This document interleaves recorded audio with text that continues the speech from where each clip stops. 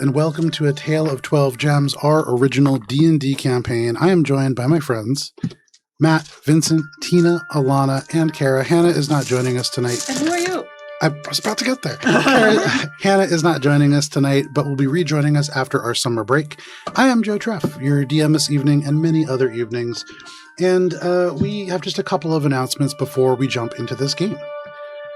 We have a website, alberonrpg.com, where you can see information about the various campaigns that we play. This is the third in 10 planned linked games that span the course of quite a amount of time. We've already spanned about 50 years of Alberon's history across the course of our main campaign, but we've gone as far back as, I believe, 740 of the Third Age, and as far forward as I think about 30 years ahead of where we are now. So you can see all of that linked, alberonrpg.com. You can also go see our other adventures on YouTube. Every single session is saved there. And then this is going to be our final session before our break begins tomorrow. We are breaking for 2 weeks. There is, again, hundreds of sessions over on YouTube in the meantime, so that can tide you over. We will be returning for our next Starfinder session on August 13th, followed by our first D&D session back on August 14th. We also have Sirenscape, Monument Music, and Matthew to thank for the music and sounds that you hear on your screen. And finally, it is time for this week's session of A Tale of 12 Gems.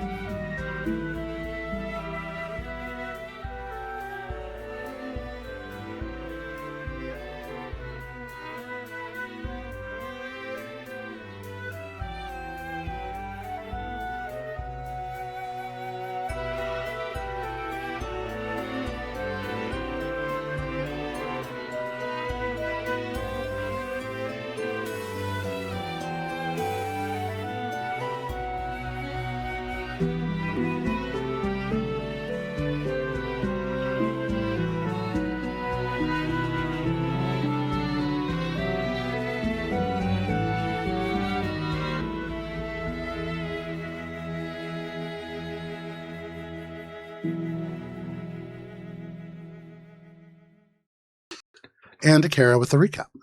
Misfits.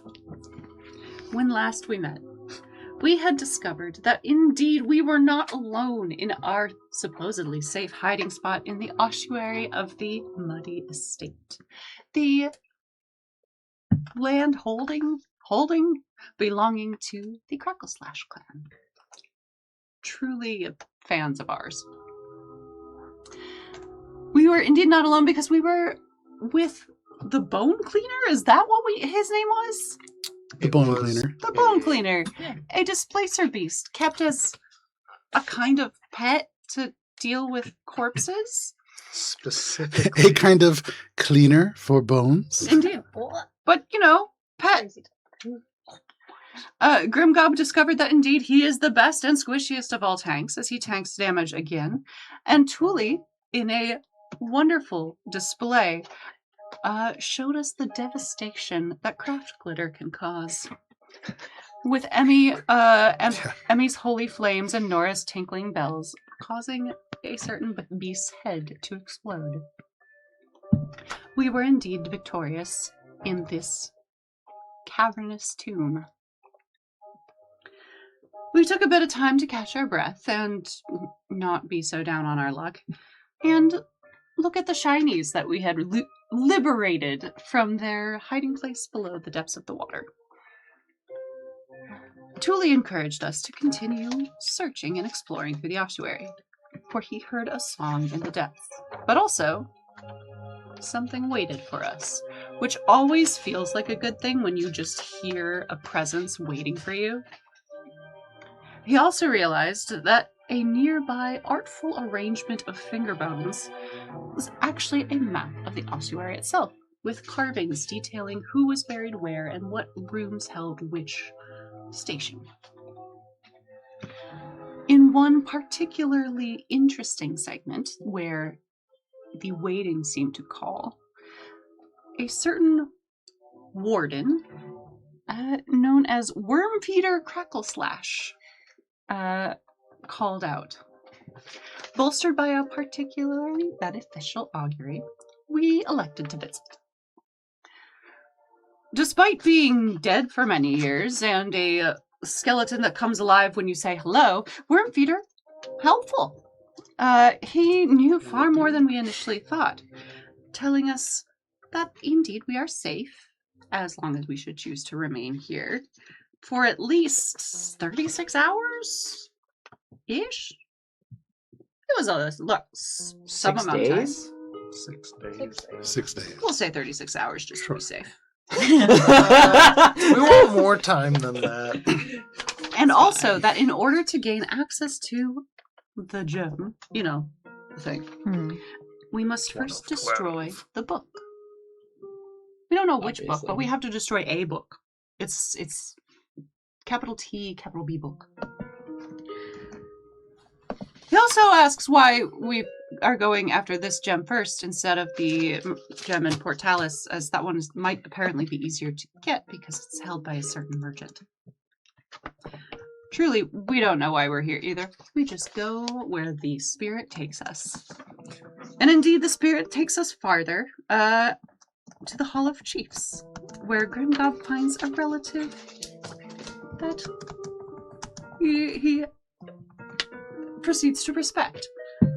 And by respecting that dead... I respected the shit out of those. As you respected the shit out of that dead and the surrounding dead, a click leads us to a bounty of magical spears.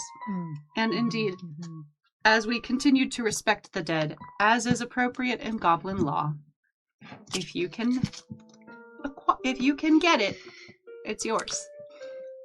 If you can take it, it's yours. Whatever. Either, that's, debatable. And as we grow richer through sapphires, plates, potions of healing, and gold scrolls, we decide that maybe it's just time to saturate in our positively gotten gains and take a little bit of a break. After all, we have time, and it's, as they say, we can sleep when we're dead. And everyone else is. So let's do it. Thank you. Everyone else is sleeping. As you rest, you have elected to rest in the Bone Tree Room. And so you all have kind of found a place to sort of either sit or otherwise recline amongst the sort of finger bones that all form this massive sprawling mural of a tree. Truly had crept ahead a little bit and had actually seen through one of these doors, just through this path, there was another structure, slightly finer in build, and here lurked goblins who seemed to be chatting happily enough. Tully had also seen barrels that contained wines and assorted things of that nature, though mixed into there were slightly more flammable vintages. But Tully crept back, and you all now find yourself here in this ossuary. You've already rested for an hour. If you want to rest longer, you certainly can. But what are you all doing in this moment? If I recall, it's like 4 or 5 hours before we are eligible for a long rest. Is that right? Yeah, but you can start the process of kind of like setting up a camp and, beginning to use that downtime now. Okay. I would like to have used the hour to attune to the hammer. Okay. Give me one moment here. So you attune to this hammer. Over the kind of hour that has already passed, very quietly in the background, Ralph is considering this hammer. Already identified by your twin, there was no sign of curse or other kind of taint. And in fact, this even has like symbology that pulls you to it. And so as you become attuned to it, you find that this is an item that resonates with you in a very unique way. And the stats are on Discord. Got him. Anybody else doing anything? Can I attune to River Cutter? You certainly can try. I'm going to try. Yeah. Remember That's that ominous. time that there were all those Overcity weapons that were cursed? I make sure I'm sitting next to Thule when I try. Okay. Stand! I'm gonna do. I don't think this is one of them. With this spear, you hold it over the course of this hour, and as you attempt to attune to this thing, Make it You- dexterity. become aware of the fact that faintly there's always the sound overhead of running water, of rain just beating overhead through the mountains of dirt that must be over top. But there's another sound, a humming. At first, it's almost as if the stones themselves resonate with the force of the storm outside, but that's not all. There is a voice beneath the rain, beneath the mud, beneath it all, that has some semblance of tune. Tuning? Tune. Tune. And Grimgop, you can't help but want to be just a little closer to the song. And at the end of an hour, you attune to River Cutter. Hey, Thule. Mm-hmm. Do people, do characters in D&D call it attuning when they, like, attune to an item? Or is that just, like, really a player term? It's- It's some more of a cultures- player term. There are definitely like wizards that would talk about it like as attuning, I have and attuned specifically to this item. the Dragonborn who are artificers talk about attuning because it's mechanically important to them, like in the work that they do. But in terms of like attunement for a wizard, it's more about kind of bringing yourself in resonance with the way that the magic throws through the weave of this item. Okay. Thule. Mhm. I've been focusing on this sphere for a while, and I think I can hear the song that you're hearing from below. From the...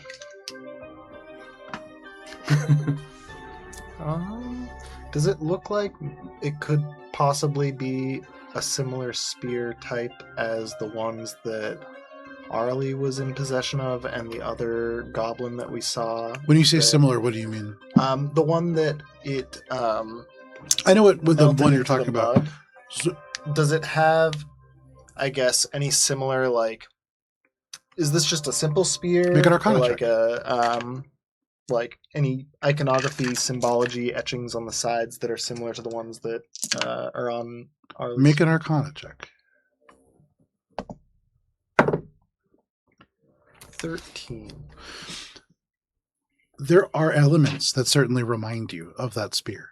The size, the shape, the general construction and build. But you can't bring a ton to mind. You can't really remember the exact symbology. And so maybe. Well, it's certainly a spear.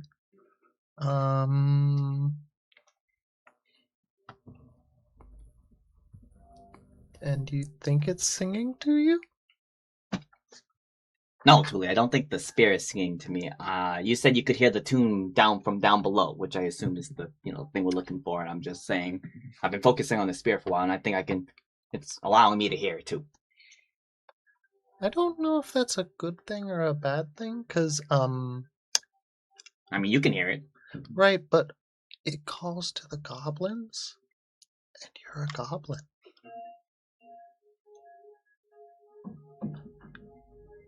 You can't just call him a goblin. Yeah, why is that a bad grim thing? Well, I don't think it's a bad thing that I'm a goblin. not that. I think you're missing the point. Is this within like the general vicinity? Yeah, I think of- we're like campfiring right now, so feel free to. I don't. If you recall, he who goes through grief did say that it doesn't just affect goblins. right, So but I it don't think affects it's them more necessarily. strongly, Not necessarily. and it's attempting to drown the basin, which is where the goblins reside. Also not necessarily. Well, We don't know that we don't it know has what it's intent. trying to. Right, but the result of its current situation is causing the basin to flood. Also, why do you think that the song that you hear is it not more likely that it's she who's still trying? That's the point.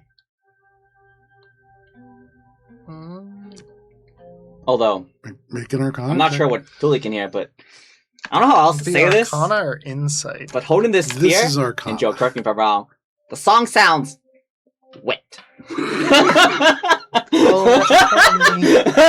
Okay, so as you're saying this, it's not that the song sounds wet necessarily, but it sounds as if it's coming from a great depth beneath many, many feet of mud. There is a dullness to it from here that makes you crane your neck and try to get closer because you want to hear it. It's like it's just out of focus. Okay, maybe not like wet, but like muddled Well, that through just many means, layers of mud. That just means it's buried and everything is wet. It's Mm. very deep. And truly, when you think about this, with a natural 20, the thing that you are looking for is deep beneath the ground, but she who is still trying is deeper than that, deeper still. This is not something, the spear, the song is not relating to her. It is not relating to the spirit of Mythalstrean. It is something more immediate. And with a 20, it isn't that it calls to the goblins and they are more susceptible, but they are who is here. And that is why they seem to have this kind of outsized impact. But the fact that it is kind of calling people to it, that it has sort of submerged this whole region in water, it doesn't seem the same sort of, not, she who goes through grief, you've kind of seen in ways can be like, in the way that nature can be a little bit brutal sometimes, is certainly, Yeah, nature, you scared. certainly in that camp. This is more concerted. This is a much more concerted effort. No, she wouldn't do this. This is more isolated.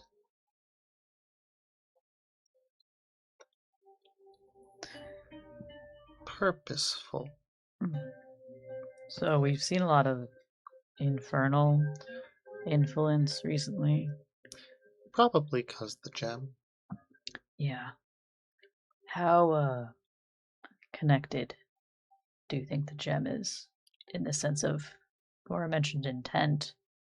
You don't think something is able to channel through it? I mean, By all But- rights, it is an artifact of great power. True. but more than that, it's an artifact created by the archdevil himself. So I think all the gems are going to be inherent demonic. Oh, that's not a bad thought. Well, I mean, it's a bad thought because of the implications, but it's a good thought for the thought to have for you to. Oh, well, I've been thinking, and rubies are often used as spell components, and also the diamonds are used, and pearls, and they can also be arcane focuses. And contain other spells, and that's generally, I mean, I am becoming more concerned that bringing it all together is completing something that has already started. Do you know what I mean?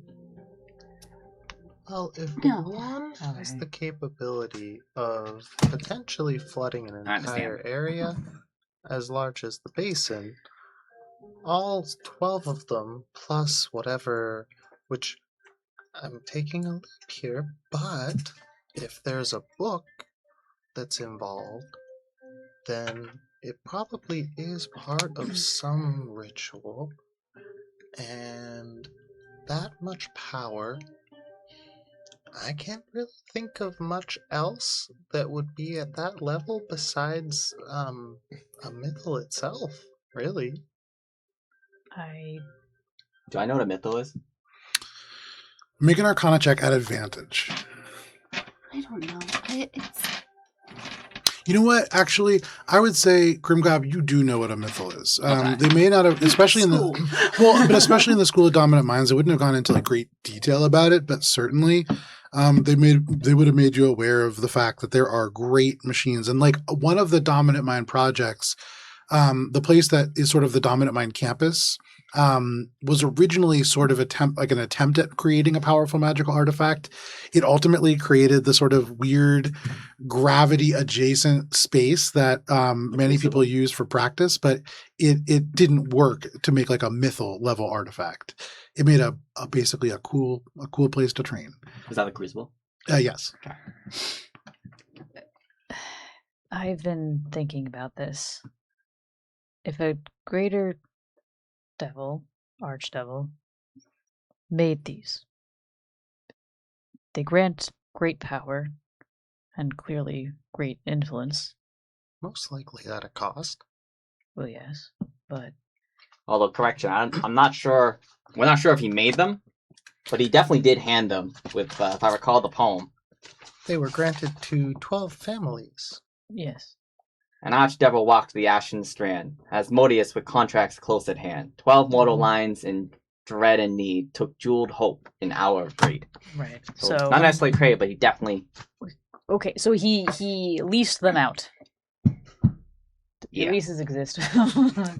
I mean, like, Technically, the wording does As- suggest a lease. Yeah. Yeah. So it is important to note that Yeah, it yeah, is true. a contract made under duress, explicitly stated in the poem. That's a whole other thing. But he leased them out.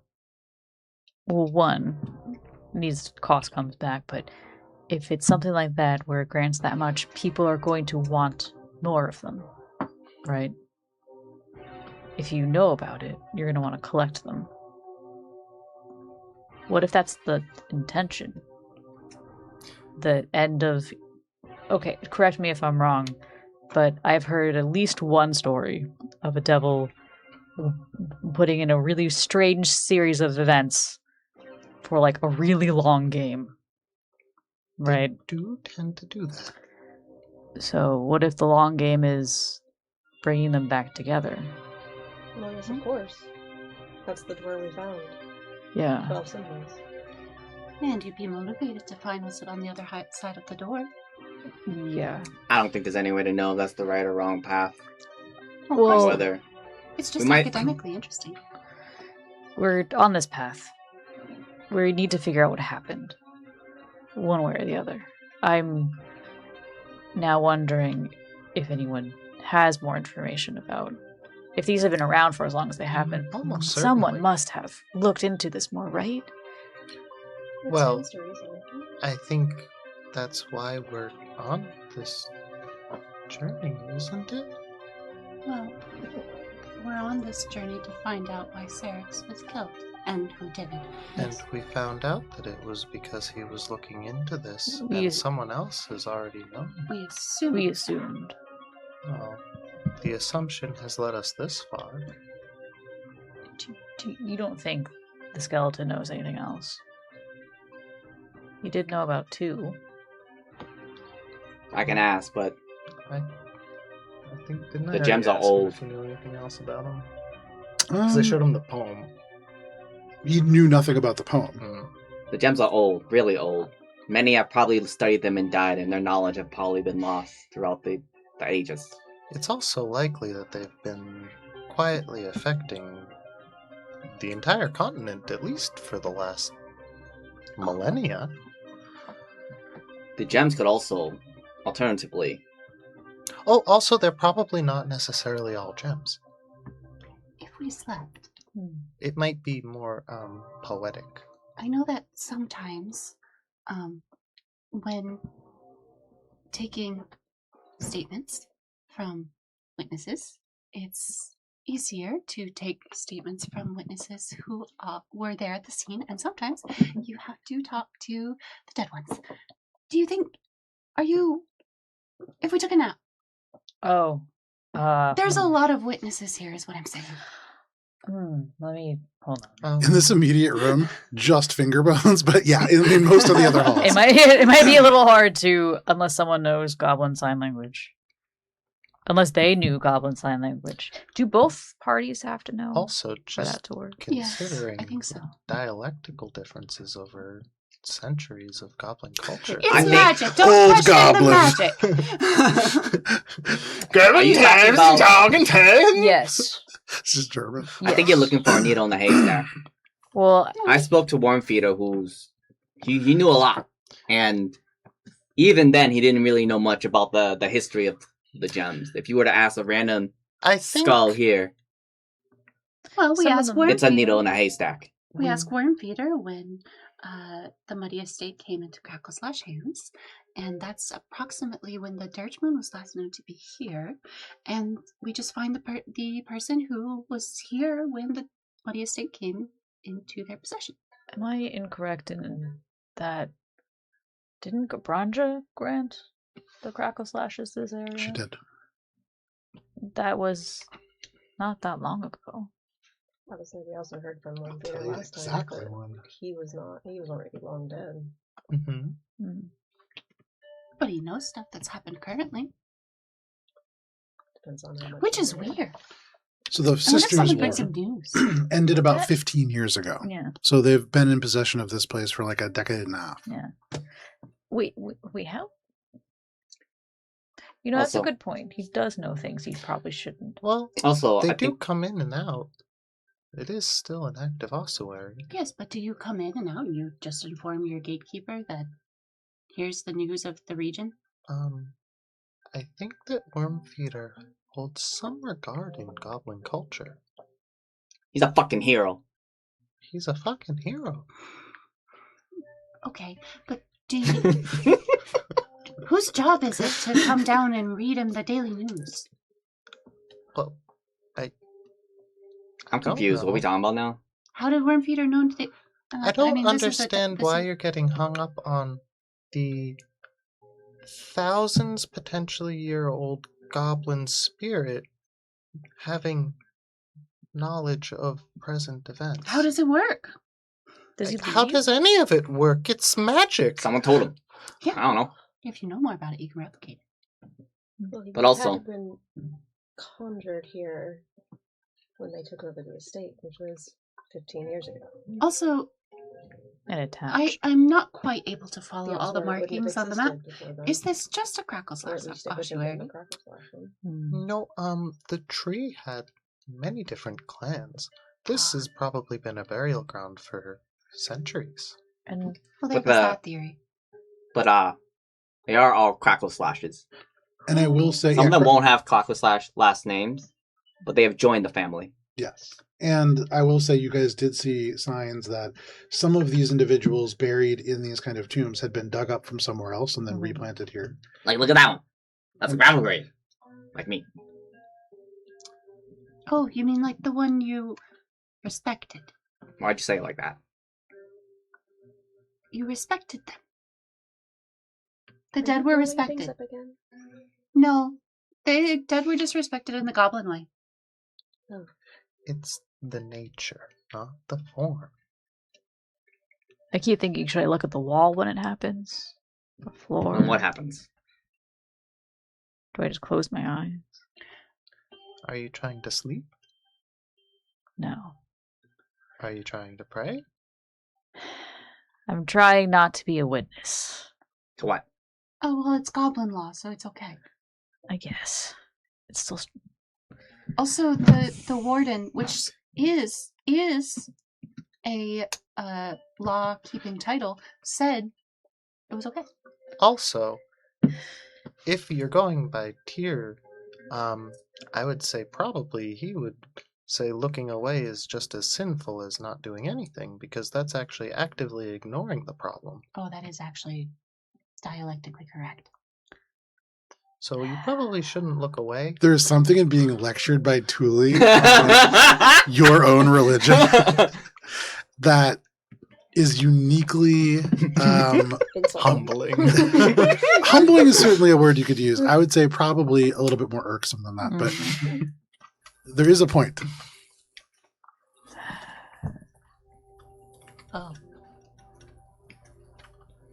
Oh, sorry. Also, real quick, you are assuming that the Dirge Moon changed hands. They could have just always been here when they took over their Well, estate. that's my point. Is if there's a book that the Crackle Slash have that We don't know have that. We don't know where the book is or what the book is. we should probably inquire more about the book. We don't even know if this was the original home for the Dirge Moon. No, but it was last seen here.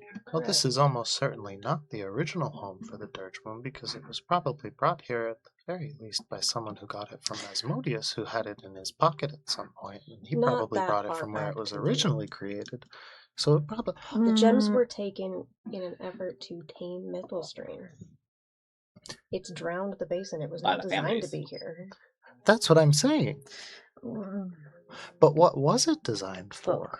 I mean, if you were to ask me, maybe the gems were so old and this used to be an area that was a desert, and maybe that gem was specifically brought to bring rain, which brought probably agriculture to the area. But a lot of time has passed then, and now it's drowned the basin. But I don't know.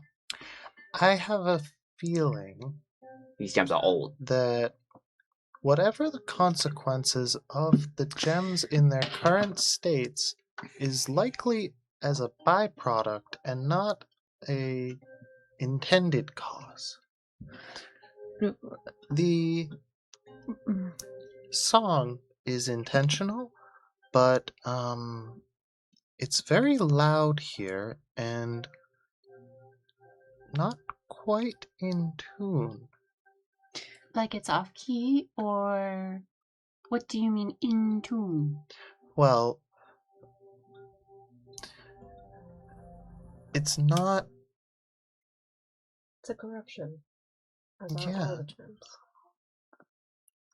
It's I can like kind of see that. if you heard a song that was playing and then someone started another one in the middle of it, but it wasn't quite the right key. Discordant is the word you're searching for. Not quite discordant because it does fit and it draws people in. Discordant sounds it's something that's not alluring, but this still it has a draw and it has a power, but it's Siren song. kind of.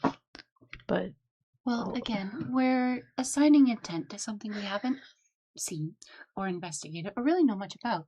But what we do know is that there is a book that's in our way, and we don't know which it is. But we also know that the Dirge Moon is very close by, and so we should probably Did- focus on finding the gem that's nearby and connected to the book. did we get clarification on why the book? I don't speak Goblin, so I don't think so. Wormfeeder just said, destroy the book, destroy the gems. I don't think he said that. Right? Isn't that what he said? No. Destroy To the get the gem? gem, you have to destroy the book. Oh, to get the gem. you have Specifically to the destroy Dirge Moon. the book. Thus, we're focusing on the wrong thing. We have to find the book. But I don't know. I don't remember. who book? Yes, that's my point. Is we kind of We don't know glossed much. over the book, and we could maybe ask more. Who book? Where book? But more importantly, why book? I could. Yes, please ask more Why book? about book. Maybe take Ralph with you. Want to meet Hero? He does hate oathbreakers and prefer honesty. You haven't He broke any honestly oaths, right? Seems like you're kind of goblin. Not that I'm aware of, but yeah. I'll go for it. I'll just sit. Okay. Is he on top of something? Is he just on the ground? Do Well, he's on top You'll of see. something, but he's a goblin, so He's sitting. okay. There's a fireman's pole. Is it more respectful to stay standing? I don't you do wanna have to bring a loom. few single coins. He's in a thong. So, Graham, are you leading Ralph back in that direction as you're talking about this? Hmm. Yeah, before I go, I want to tell the rest of the group. What's up, dude? One more thing, guys. I'm gonna talk to them to see if there's a way to get through this village. peacefully. I'm sure he'd appreciate that. And I thought that was what we were going to try to do. I don't want to kill anyone. We did accidentally set up every alarm bell. what accident little is a late. strong You word. did also precede your arrival by telling them to tell all the rest of the goblins that you all murdered the goblins in that cave. So probably you don't have the best like diplomatic standing at the moment, and being attacked on sight by the goblins who had those Mire Pact Claw goblins with them, probably not a great sign for your standing amongst the goblins here. For what it's worth. So we had like the little chart of I reputations. thought we for were going to plans. sneak It's through. probably not great. When Grimgob said, tell them the Misfits did it, there was a little thing that said, nobody liked that. The Meyer Claw Pact has become an enemy. So you walk Crackle back. slash. You bring Ralph through the Bone Cleaner's lair, past the 5 minutes. remains of this displacer beast. Yeah. And in this room, there are, bones Oh. scattered about the space. On the way there, Yeah. I want to try to grab that potion of healing that was in the skeleton with my mage hand. Okay. Before then, I was like, wait, hold on. I just wanted to grab this real quick. I thought, So- okay. Paladin You now, make sorry. Thirsty. through the Bone Cleaner's lair to the Tunnel of the Families. And as you do that, as you go through there, you search about for this potion. Give me 1 second, let me find it. All right. So make a sleight of hand check. And I'm using my mage hand. Can it be an arcana check? I don't believe if you do not have the feature, do you? I don't know what feature you're talking about, but sleight of hand then? Yeah. Okay. 'Cause- But I can because- use my mage hand for this activity. Correct. Mage hand, you only get the benefits of using Arcana as a modifier for that if you have the I think it's called Mage Hand Legerdemain. Yeah, it's a arcane trickster. Are you sure it's not the other way around where you can use your sleight of hand with mage hand? Uh, 'Cause I don't know arcane- why a rogue would want to use arcana, but it doesn't matter. I can do sleight It's of hand. arcane trickster is a specific rogue subclass that has magic illusions and an enhanced mage hand ability that allows it for better pickpocketing at range, and it's an invisible. It says that you can perform one of these tasks without being noticed if you succeed on a sleight of hand check contested by a creature's perception check. But it doesn't say anything about being able to, like, you can use thieves' tools to pick locks and disarm traps at range, but it doesn't tell you how to do that. I'm going to say it doesn't say that you can use Arcana here, and so I'm going to say probably can't use Arcana for this. Okay, sleight of hand. I'll look into Legerdemain and figure out what that does. I think that's where you get. That's where you. I don't know. We'll see. But yeah, sleight of hand check. Maybe this time. Let's see. 13. With a 13,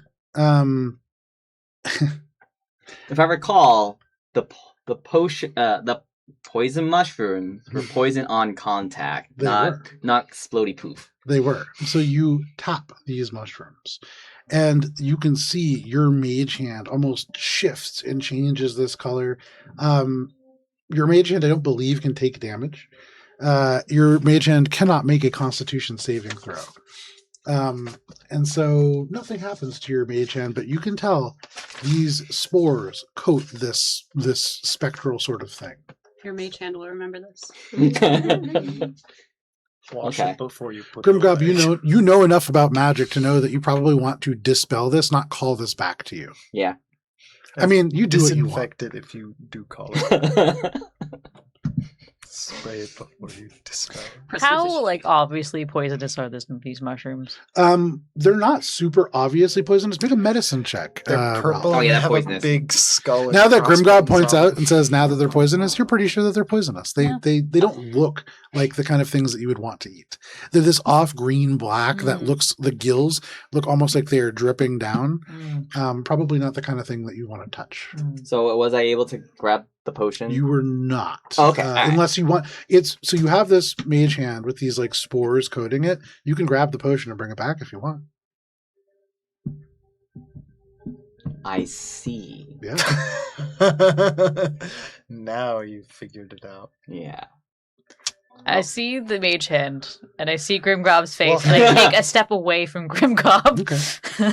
You can hear the sound of Ralph's armor as they create some distance. Alright, I dispel my mage hand. I'm like, oh, it's really tucked in there good. Alright. I wanted that potion. But you make Alright, your he's way right this way. through and into the warden's room. This chamber with these stone walls, almost blackened with age and smoke. Upon this throne of skulls and bones, ugly scars for the traders that they belong to, there is this shriveled skeleton of a goblin wrapped in scraps of dried leather and ceremonial cloth. And as you approach for now what is the fourth conversation with him, you can see the eye sockets almost just reflexively with these pale lights that just fill these sockets, and the skeleton looks up, saying, "What now, cousin?" One for you to crackle slash. It's been an honor to walk these halls and respect the dead. I've been thinking, Fuck. how does one become a friend of the crackle slash? The same way that you might become a friend of any goblin. Win them over. Give them what they need. And what is it that the crackle slash want or need? Good spanking. Power.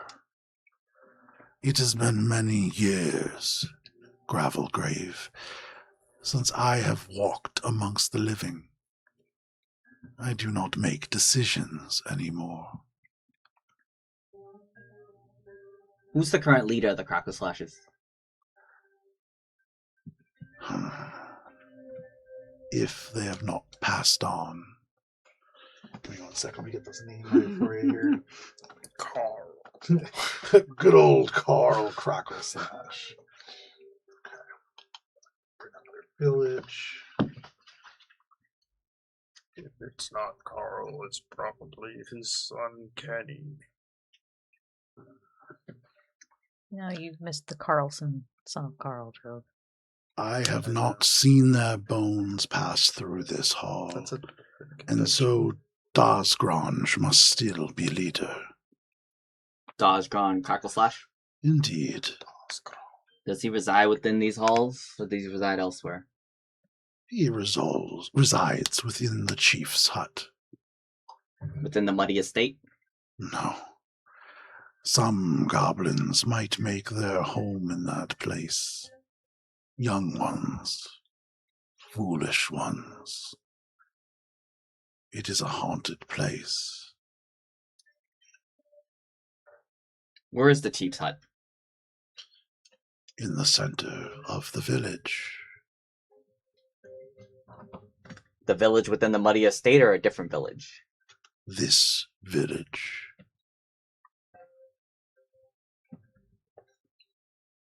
Okay. Why, when you say the foolish young goblins make their home within the muddy estate, why? What is about that place that makes them foolish to live there? The thing that lies below. The Dirge Moon. Yes. It is a thing of great power, and there have been goblins who have sought to hold it before, but none have returned. You mentioned before that to take the Dirge Moon, we have to destroy the book. Yes, What book? the book beneath everything. Can you tell us more? It was here when I lived. It was here before we arrived. Here, deep under the muddy estate? Yes. The elders of our clan believe it is what caused this landslide, and it is what causes this storm. So it's not the gem that causes the rain, it's the book? The gem is within the book. The gem is what causes the book to function. Ah. The gem powers the book, and the book causes... The elders believe that the book uses the gem to cause the landslide and the storms. Using is a strong word. It causes. If you place metal upon a hide, the hide will bend. This gem is powerful enough to bend things around it. Weather, the ground, sound.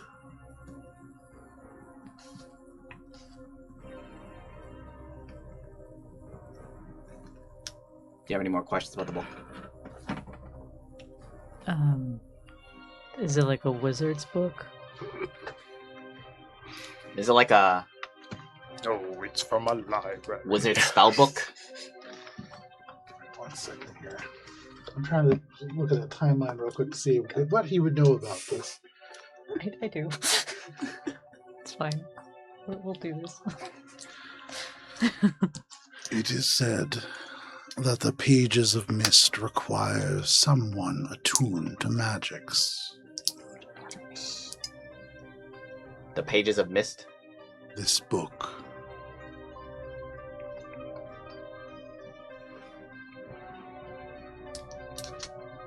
And if we want the gem inside, we have to destroy the book itself.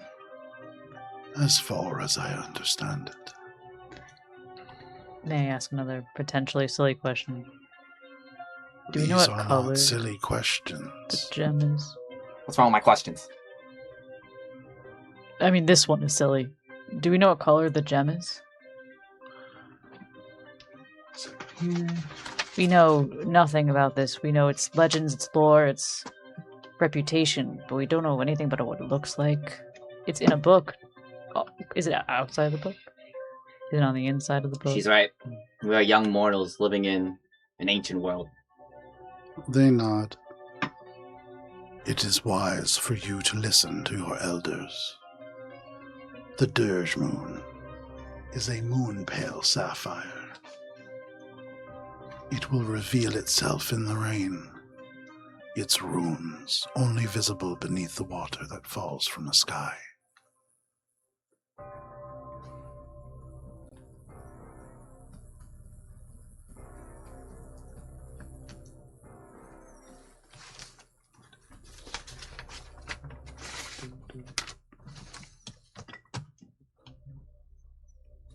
I really don't want more goblins to die while we get this gem. Is there anything that we can say to them to stay their hand, to let us speak to the chief? If you have caused no great offense to the Crackle/Slash clan, there is nothing that would keep them from engaging in diplomacy with you. Go to the chief and offer a gift. It is polite to announce yourself first. He makes a sense motive check. Insight check. Sorry, that's insight check in D&D. Same difference. That'd be difficult. We've had to Insight check. We've had to kill many Meyer Clock Pact on the way. On a mission from She Who's Still Trying. The frog people. The frog people. Hmm. And I did see what they were doing, and they were doing some really weird stuff to those frogs. Are all Meyer Clock Pact like that? Unfortunately. Hmm. But desperate times require desperate allies. I understand that. If you killed many of their number, the only way through, without loss of life, would be to sneak.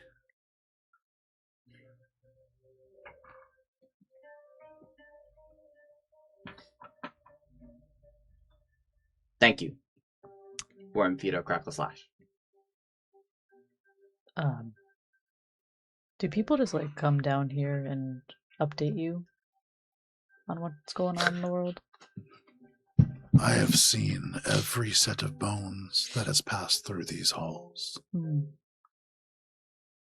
I speak to those who have the honor to bring them here. What is the meaning of this question? You know a lot of current going on. I just didn't know if you had written it down, if people just came to chat with you, if they came for guidance or solace. I have little to focus on but the words that I hear. That's valid. I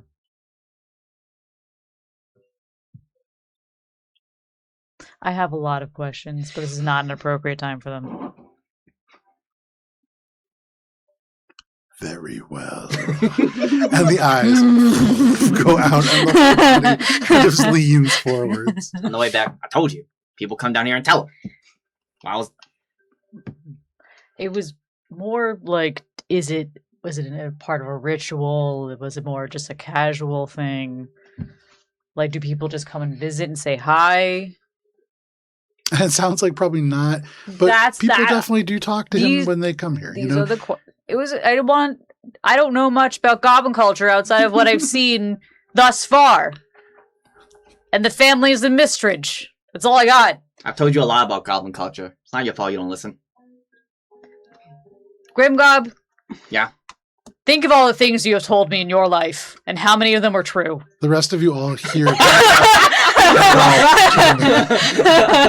I think of that. I think it's going well. Oh. You know, that's usually how it happens. Emmy is reading a book and kind of buries her head further into Okay, it. absolutely. So as you return, you all begin the process of taking a long rest. Are you setting up watches or just going to sleep? Because you could get this done in just 8 hours. I'm going to take some watch, probably. Yeah. I mean, if you really want to. Yeah, we've learned our lesson. We, the players, have learned our lesson. In enemy territory, I am going to have a hard time sleeping without a watch. Okay, that's fair. You kind of turn, and in the dull light of the fires that you have all sort of set up to provide light for yourselves, there is just flickerings of this tree of bones, like these fingers closing in around you. Not the easiest place to sleep, for sure. Yeah. What if I do this? I like to ritual cast Layman's tiny hut. Hey guys, yeah. I've been learning this spell for you guys to make our travels more comfy. Wait 10 minutes. So Grimgob goes back leading this elaborate, it's a fairly elaborate ritual on the ground. Canon now. But is Grimgob's version of it just dancing around side to side going I guess at the conclusion of 10 minutes, maybe those are the words of power. Just remember, when I'm done, you have to be near me. I'll be done in 10 minutes. How close? Within 10 feet. Okay. Nora will tell you when it's close. What? So the minutes tick by, and then Nora, you see it's about to happen. Oh, prepare yourselves. It's a little silly. What was that? So prepare yourselves. It's a little silly. Alright, so I finished the spell. A 10-foot radius immobile dome of 4 springs into force around me and around everyone else. When you're near me at the time, then you can pass through the dome. Other stuff can't. Let's see. When you're in the dome, you can move through it freely. All other creatures and objects are barred from passing through it. Spells, magical effects can't go through it. The atmosphere inside is comfortable and dry, regardless of the weather outside. And yeah, and it could be dimly lit or dark. I get to say the size so. of it? It's a 10-foot radius dome. And so as you create this spell, it is like through the solid stone floor itself, this dark sort of dome just over you and just casts dim light across this space, almost like you are now looking out through this kind of plastic bubble. Like a tent. Like a tent, yeah, like a smoked plastic tent, Can we basically. get in and out? Yeah, you can freely pass through the Okay, forest. get There's out. no door or anything, but you can just walk through it. I stick my head out. And if you do, it is kind of like walking through like a bubble that you would blow from like a little wand, but just with a little bit more tension than that. So it feels a little strange to kind of push through it. But easy enough. Thule just kind of pops in and out, noticing that it does, there's like a pressure differential, so your ears do kind of pop when you go back in. Interesting. It's much more comfortable inside like, the hut itself. Is it like a layer of weave that's just been materialized? What am I looking at? It's a lot more complex than that. Leomund's tiny hut is a deceptively complex spell in the way in which it interacts with the weave, and probably Nora would know that more than many other people. But the I guess like that's kind of a simplified way of looking at it. The dome is opaque from the outside, but it's transparent from the inside. You can actually change the way that it looks on the outside. You could have it be transparent. Yeah. Tinted. Okay, I'll probably have it be like bone. The color similar to the window. Just, wall. just a perfect 10-foot radius dome of bone to just blend in with the bone around you. I call it the bone dome.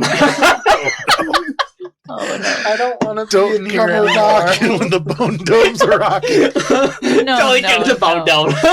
So you all find yourselves within Grimgob's bone dome. Roll for attention to the bone dome. Oh boy.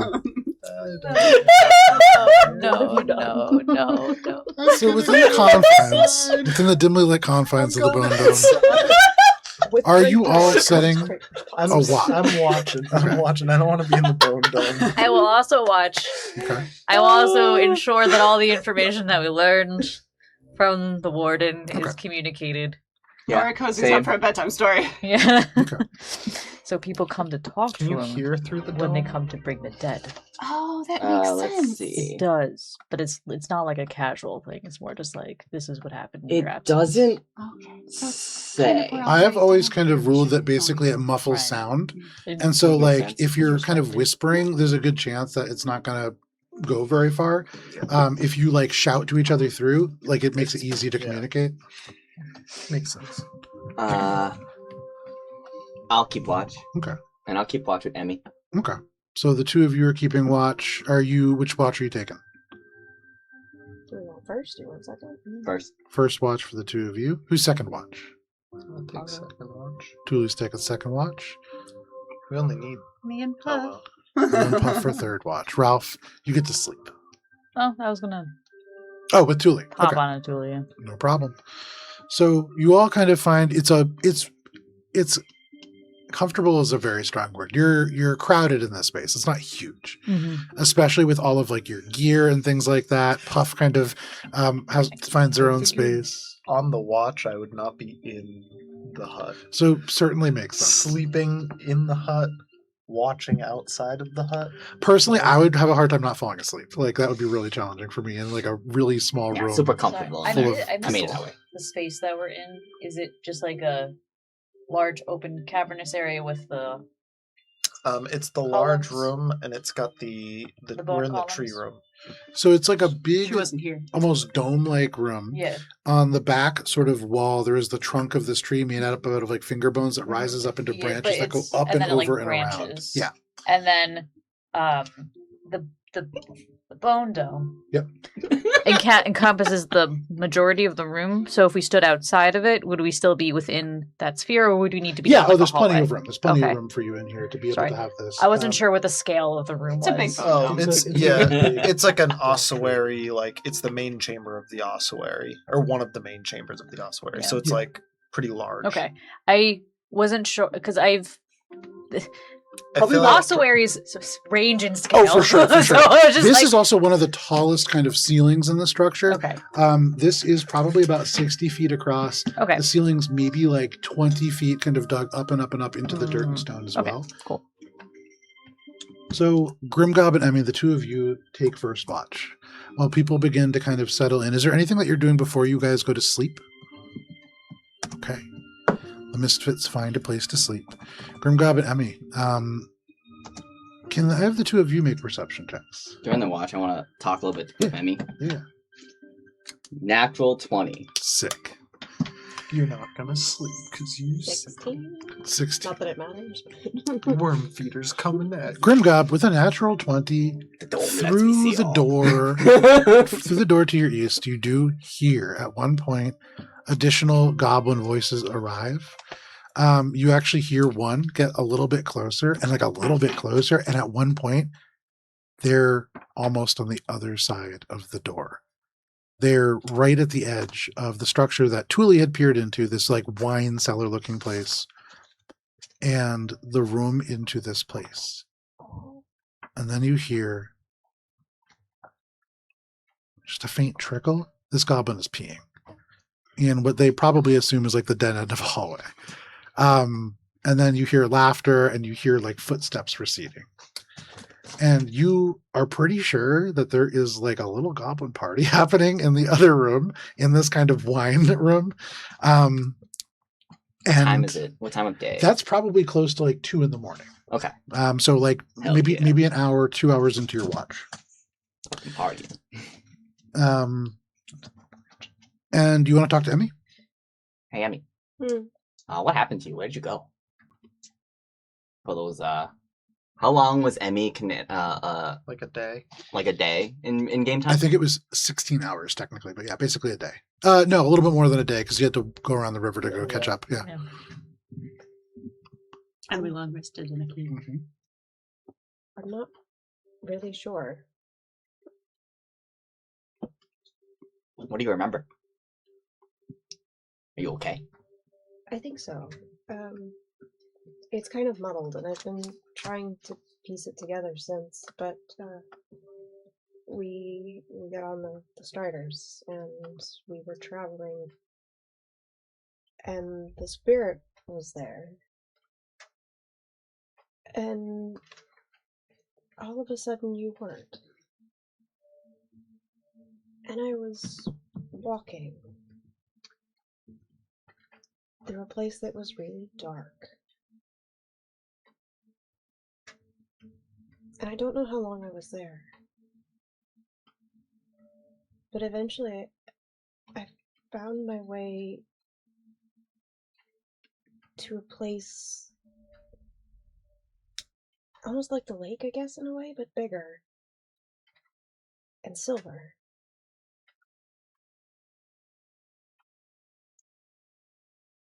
And it was quiet. And eventually, the sun came up. And as the light cleared, you all were there. Going into that fortress, underwater, whatever it was.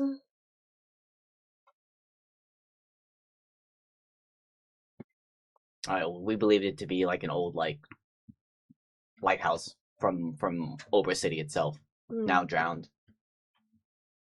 But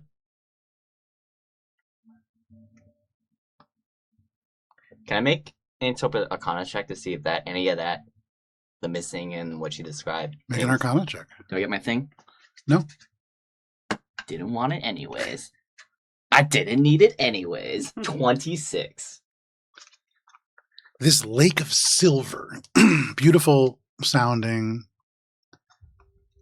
And when you think about sort of bodies of water that you've heard almost like supernatural in their beauty, kind of things that are maybe more splendid than they might be in a natural place, then suddenly transitioning to a place that is real on the material plane. You've heard of a place like that. Most people who study magics have heard of some of the planes that lie just adjacent to our own. And one of them is known as the Feywild. But why Emmy might go through the Feywild, that doesn't make a ton of sense to you. It's kind of hard. It's not hard to accidentally stumble there. It's not super easy here. But you've heard that in some parts of the world, the membrane between this plane and the Feywild is quite thin. You feel like maybe Emmy didn't see everything that was happening there. Maybe there was something else. But you're pretty confident that Emmy likely spent at least a little time in the Feywild. Do I think that the spirit... She mentioned that she saw the spirit. Do I think that the spirit, like, pulled her into there? With That, that check, that doesn't track. If the spirit could do that, why send you bog striders across this entire terrain? Why not just pull you to this place? It is likely someone else. Or just a natural process. There are all kinds of ways that that could happen, but you don't think the spirit is one of them. I mean, it sounds like... have you heard of the Feywild? Have I heard of the Feywild?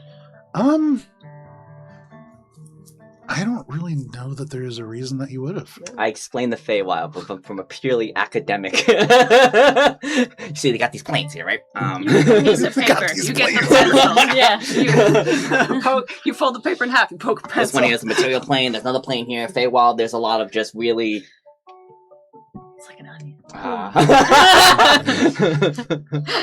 How would one academically describe the Feywild? God peels a potato like for you. Well, it depends on where your education is. And for you, Grimgob, there is this almost kind of like stacked model where the material plane is seen as almost a disc in the center, the Feywild just above it, and this place called the Shadowfell just beneath it. I imagine like a stack of pancakes. Yeah, that's kind of a way of thinking about it. The pancakes are hollow and each pancake fits above the other pancakes, though not all pancakes touch. Hashtag not all pancakes. Yeah. But And There's so a in some- layer way of too syrup. much. in some areas, the pancakes do touch. Our pancake tastes like actually real pancakes. The Feywild, it kind of tastes like a little bit too sweet, but kind of cloying. And it might have some weird effect on, like, turn you green or something. I don't know. But it sounds like you were in the Feywild for a little bit, and I don't know how you got there. It could have been accidental. It doesn't make sense that the spirit herself would pull you into there. It could have been something else that pulled you into there, but it's kind of hard to see stuff that's in the Fey. I mean, we're attuned to this material plane. It's kind of hard for us to even survive or live in other planes very long, but it sounds like where you were. Did you notice if you had anything that you didn't have before or anything when you left? Ever since that sun came up, I'm not tired. I should be exhausted, Grimgob. I don't remember sleeping. That's really weird because I'm fucking exhausted. Grimgob looks tired, but I mean, as this kind of watch wears on and you get towards the end of yours, no real fatigue has taken hold. You don't feel any closer to exhausted than you did yesterday. Your watch ends without issue, aside from a small goblin party in the distance. I'm glad you're back and okay. Thank you. Me too. But I'm glad none of you died. Is there any advice I can give if that happens to her again, like a way to get home in case she gets stuck? With that check,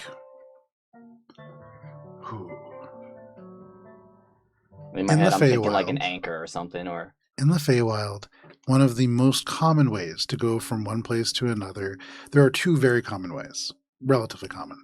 One of them is through something called a fairy circle. There are these rings that appear within the woods, within wild places, of these perfectly kind of circular growths of toadstools or mushrooms. Some people say it's just the growth pattern of these things beneath the ground, too mysterious to understand, that cause them to form this perfect ring. But true academics know. Me. These are portals to the Feywild. The other way is that in the Feywild, reflections do not always reflect what is on that plane. Sometimes they will reflect into other planes. And there are some people who make heavy use of that. But in this way, it could have been either of those things. There could be a spell, an errant spell that was caused, maybe just a tear within the plane, almost so thin that you cannot see it, like a flat tear in the fabric of reality that, unless you look at it widthwise, will just appear visible to you. Maybe Emmy just walked through one of those. Okay, I relay that in case she gets stuck again and doesn't seem to just get back home to look for those things. Look for toadstools. Look. Fairy circles, reflections, tears. Yeah. All those things. All those things. And your watch comes to an end. Thule and Ralph, the two of you are kind of woken up pretty much 3 a.m. at this point. But here underneath the ground, still the same kind of firelight flickering against the fingers that form this tree reaching over top. Grimgrub, you tell them about the party? Oh, I tell them about the fucking party. I don't think they think it's an entrance. I heard one of them peeing. So they may not be aware that there's a connecting passage, but Well, they probably know, but they're probably drunk right now. that's a good point. I guess Anything further, Mostly? I'm not going to go walk over there. I was not suggesting that you do. That would be I'm bad. just letting you know that's what all the noise is. I saw them Thanks. earlier. So Grimgob and Emmy, the two of you find a place to rest. Grimgob, you go to sleep. In the bone dome. In the It's hard sleeping in the bone dome, but eventually sleep finds you. The two of you, now the only ones awake in the bone dome. Make Outside the bone dome. Make right? perception checks. Yeah, if you want to go outside, you certainly can. Yeah, I would post watch wherever, Sure. opposite end of wherever Thule is covered. Ooh, good numby. A grand total of 23, I believe. Ooh. 16 for me. With a 23 and a 16, it's a relatively quiet night. With a 23, you do hear at one point like sounds of goblin voices, kind of growing more tired, almost at like 6 a.m. now. That party likely winding down. But nobody comes for you. There is no skeletons that lurk out of the shadows. Every now and then there is kind of like the click of bones kind of like settling often in the distance. But sounds that you very quickly become accustomed to as these sounds that are ambient to this place. You don't hear footsteps. You don't hear the sounds of people sneaking up on you. Is there anything that you're doing during your watch? Ralph would look over towards Thule and be like, Thule, you mentioned earlier being able to hear a tune from the Dirge Moon. Can you hear it now? Can I hear it? With that perception check? No. I think You can it's- hear the sound of this place settling. You can hear overhead the dull patter of rain through feet and feet of dirt and silt, but maybe that song has gone to bed. I heard it earlier when we were in, but I think it's quieter now. Maybe because everyone else is asleep. About 2 hours into your watch, Emmy sits up. Oh, You okay, Emmy? I can't sleep. are you alright? I feel fine, but I've been laying here for the last however long it's been. I can't sleep. Does Emmy look okay? Make a medicine check. Probably fine. I guess I'm gonna I rolled very poorly. What was that check? Sorry. 9. That was In the almost- darkness of the worst. ossuary, Emmy looks the same as Emmy ever has. The problem isn't it doing a medicine check on the medic. And a doctor can't diagnose themselves. I'm pretty decent at medicine. Just Any doctor can make a doctor. Are you not tired? No. well, then, you want to stay up with us? Yeah. I'm gonna go take a little walk around the room. And Emmy gets up and just kind of starts pacing around. A tone. Make a perception check. I'll lean into Ralph. I'm kind of worried about Emmy. 19. Yeah. It's quiet by 6 o'clock in the morning, though as you're walking around, you do catch the faintest whiff of urine from the corner of the place that you all plan to progress into the next day.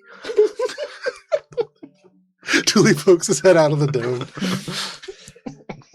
But aside from that, as you walk the border here, this for this being a crypt, a place where like the dead have been laid to rest, though many not fully, it's a very calm, very peaceful, very undisturbed place. And you don't really notice a whole lot other than that.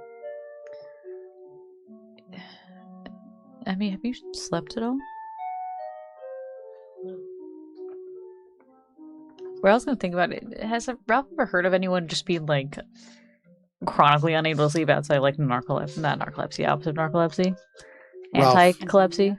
Insomnia, thank you. Not associated with the Tribunal of Tyr, but there are many independent clerics to Tyr who kind of roam. It's like a loose confederation that kind of roam around one particular area in Mythalstrean. Apostates. And there are a couple of people there who claim to never sleep. Mm. It's widely understood that part of why, for you anyways, that part of why these clerics don't join the Tribunal of Tyr is that they're frauds. And so likely this is kind of like, we're always watchful, kind of like paying lip service to like being the best cleric of Tyr.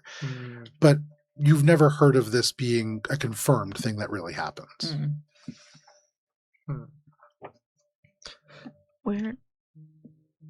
Where did you go? Grimrod thinks it says the Feywild. Feywild. Does Ralph know what the Feywild is? Make a Arcana check. I would know.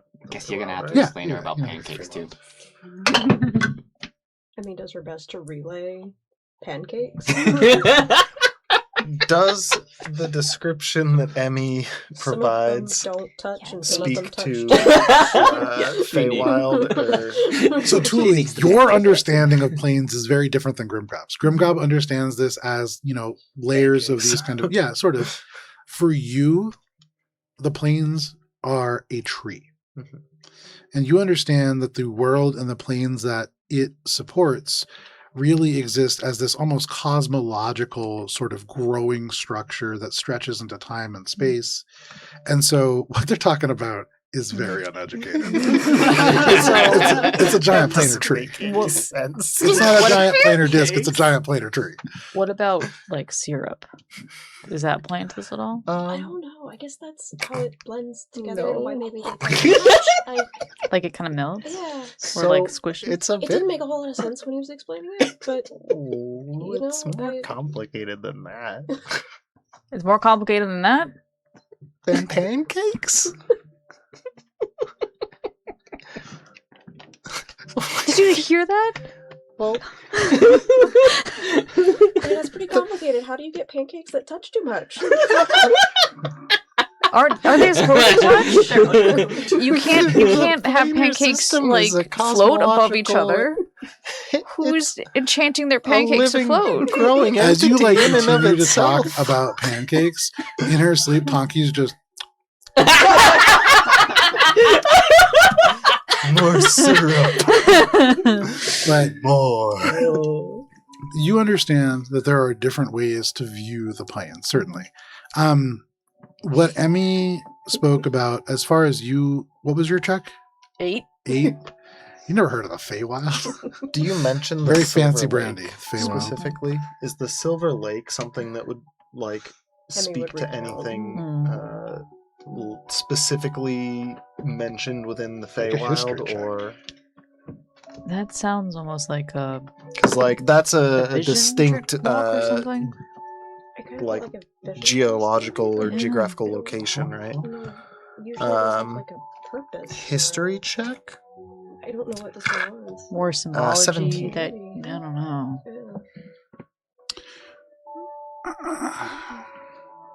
There's something about this that does draw at your memory, and weirdly, the association that you have with this is with dwarves. But that's kind of all you can remember. That's weird. Well, I guess it's dwarven. Maybe there could have been an elemental plane from the deluge. I mean, if you... It doesn't seem Feywild. It could be, but I think it's more coal. Like, Coal? coal?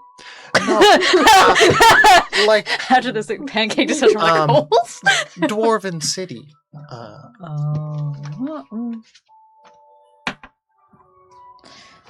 If sleep doesn't return to you, we might need to do a more intensive check of you. Because not being able to rest,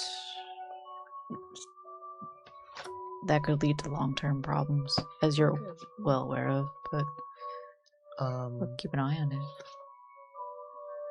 Does the fire still feel lit? If you are talking about my connection to my spiritual, I'll call it a heritage, then yes. So, Nothing has changed other than I can't seem to sleep. well, given everything that's going on, that doesn't seem too terrible. I mean, you have more time to read. This is true. There are many I really benefits. didn't bring a whole lot of books with me though, because I didn't envision having a lot of time for that. Oh, there's a lot of stuff you could read down here. That's true. There's a whole bone wall. We have found a lot about what we need to do down here. True.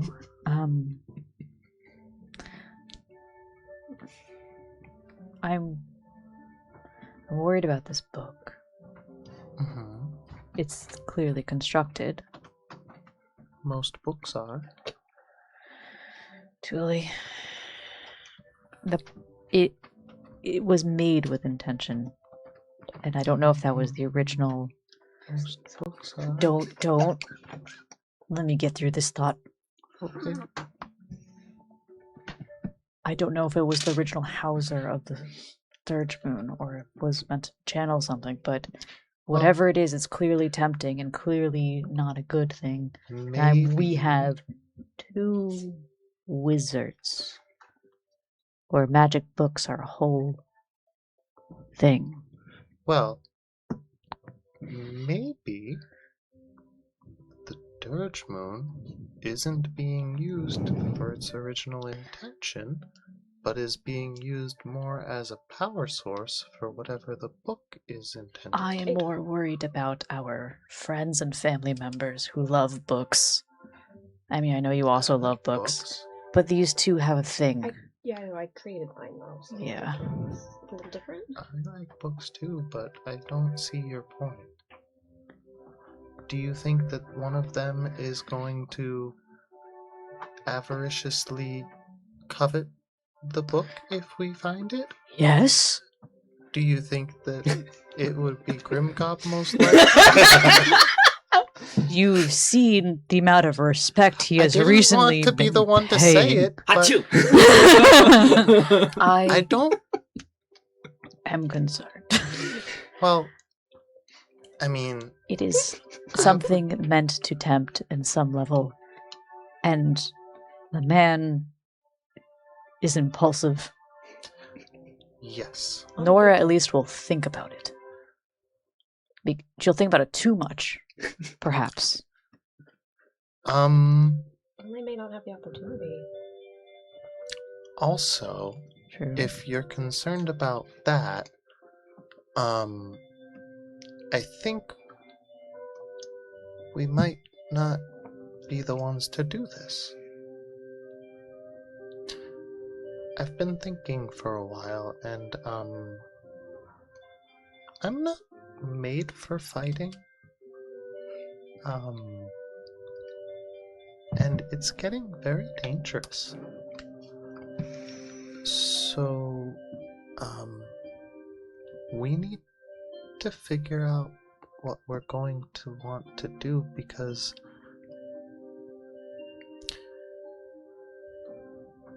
I don't want us to die trying to find out what happened to Serax.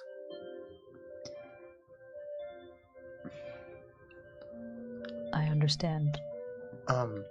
I was going to ask Tonki to give me some tips, but I actually think, Mr. Pantonius would probably say that a fighting style for me would need to be more elegant. Yeah. So I've considered it. Julie, I'm afraid that we have been set upon a path. I don't know how much control we have over the fact that we're on it. Well, you anymore. always have some control. I am saying unless that someone's controlling you through a charm spell, in which What case I'm- you can't control your own movement. what I'm You can saying- usually control your own feet. Julie, Mhm. I'm saying we might not be able to control the fact that we're on this path anymore, but we may be able to control how we go down it. You're talking in a fate sense. I don't generally prescribe to fate because I think that fate is really a culmination of one's own choices, as well as the context in which they're written. Most of the time when people get too involved in fate, it's kind of a self-fulfilling prophecy. I'm thinking more along the lines of great power Great power is something that pulls, Yes. and we are heading towards an object of great power with much pull. Yes. I have a feeling like, and we've also been spoken to by the literal spirit. Yes. This Which- is all very congruent with what I've been saying. Yes. What I'm saying is we will need to make a more concerted effort to try not to just mindlessly, well, it hasn't been mindless, it's been not the most graceful set of choices lead down this path. The power that we're dealing with is more than we can comprehend with the information that we have. Yes. We need to be cautious in our choices, and so far we haven't been. Collectively. Mostly Grimcock. Y'all lucky I'm asleep. What happened while I was gone? I don't even know how to begin to explain this. So we found where the mire claws were keeping the frogs, and Yeah. we met the Toad-Triarch, who was being held captive and forced to breed more unnaturally mutated frogs. So, And Tuli, as you begin to cast exposition, catching Emmy up on what occurred, because it is 8:35 and a good place for us to step away for a quick break. I've been looking for a space for a second, and I just want to make sure that we get a break. Yep. We're going to step away for a quick break. And when we come back, we can finish up this watch and then move right along to the final watch and the next day. Thank you for joining us for this session. We will be back at the end of the countdown watch, buddy. on your screen. Is it Overwatch?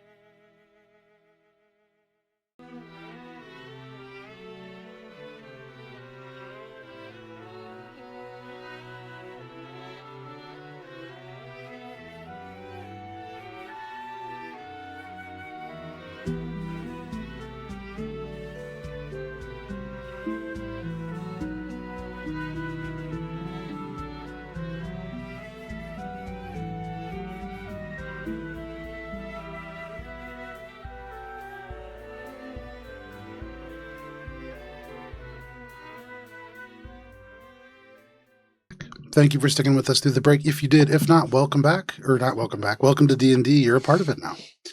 When we left off, Thule had been expositioning the events of the past day and a half So to then we you, Emmy. killed most of them, but one of them got Fade away to after black. Grimgob said, and tell him that it was us, essentially. Yeah, I was more looking just for what happened with all of you. But now you know what happened But now I to know all what of them. The Mireclaw Pact, some elements of the Crackle Slash. Got a history lesson too. Yeah, a lot of stuff. Oh, and the Opera City Tower. That's where we met up with you, but you saw that. I'm gonna go to bed now. Ralph, you find a place to rest. Nora, you wake up. She shakes her, like sleeps a little bit, and like puff, like rolls out. I'm still asleep. Nora, as you wake up, Dude, shit. you didn't dream, but you felt in this moment, as you wake up within the Bone Dome, you feel almost as if somebody was looking for you. You got dreamed on in the Bone Dome. But in the way that dreams fade away, it's like that feeling disappears, like it was a memory, like it was a dream, and then you're not even sure if that feeling was ever really real at all. My turn. It is good bad news. Okay. Emmy can't sleep. Oh. I'm sorry. So- Sorry? I say it might be something good. As of I'm now, still it is sleeping, a right? Mhm. neutral phenomenon. I'd be worried it's some sort of advanced curse situation. Do you feel any negative Magically. effects? Make an Arcana check. Nora starts like going through her cards again, just like Besides apprehension, 20. do you feel any negative Not effects natural. besides apprehension? No. Magical 20. Most curses feel negative. For Emmy to experience this is unusual.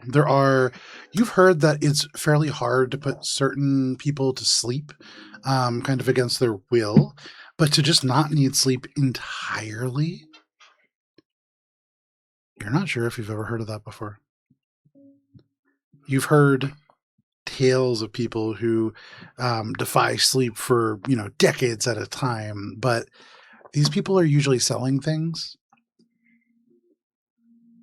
You haven't heard of this. If we position you right, I could maybe try magically putting you to sleep. I don't know how restful that is. It would last for about an hour. Okay. Are you trying to not sleep? No. I did try. Okay. Well, I guess here goes nothing. We should probably go a little bit farther away because I want them to wake up when it's time. But if you don't feel Go to sleep, restless, You gotta sleep on Tuli. I will leave this in your capable hands. So, like, walks with Emmy. Walks with Emmy for a little bit to like exit the dome and make enough space. And Nora casts sleep. Okay. You cast sleep on Emmy, and it doesn't work. Oh, well, that's unfortunate.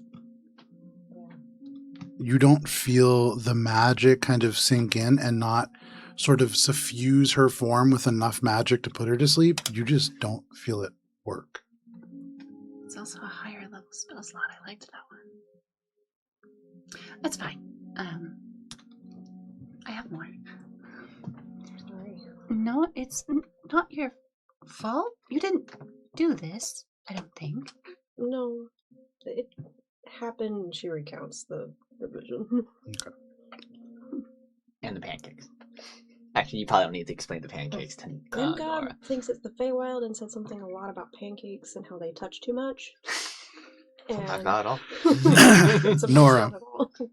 Your understanding of the Feywild and of planes in general, similar to Grimgob's, though you do know a little bit more about the Feywild. The district that you live within actually has a few sort of denizens of the Feywild who have emigrated there. And so you probably have heard more kind of like secondhand accounts of what this place is like. You're definitely familiar with it. Pancakes is a terrible oversimplification, but the way I had it described to me, because I've met a few people, actually, tiny hut is a good way to explain it. On this side, we can't really see what's going on inside the dome aside from the disconcerting bone texture. But it's still very close by, and Nora like touches the edge of the dome and it like reverberates a little bit. It is very easy for those who are able to, or allowed, or magically inclined to, and she like sticks her hand through, slip in between. And sometimes there are doors that are made sort of like the rope trick spell. So It sounds like someone pulled you through, and you were able to see the other side. Maybe. Thule said something about dwarves. Oh. Make a history check, Nora. Well, that doesn't make much sense to me. 13? Dwarves like metal, silver is metal. Outside of that, there's not a lot of connections that you could make. But he was also talking about trees, and I didn't think dwarves were all that concerned about trees, usually. Oh, the tree theory. Yeah, I don't know.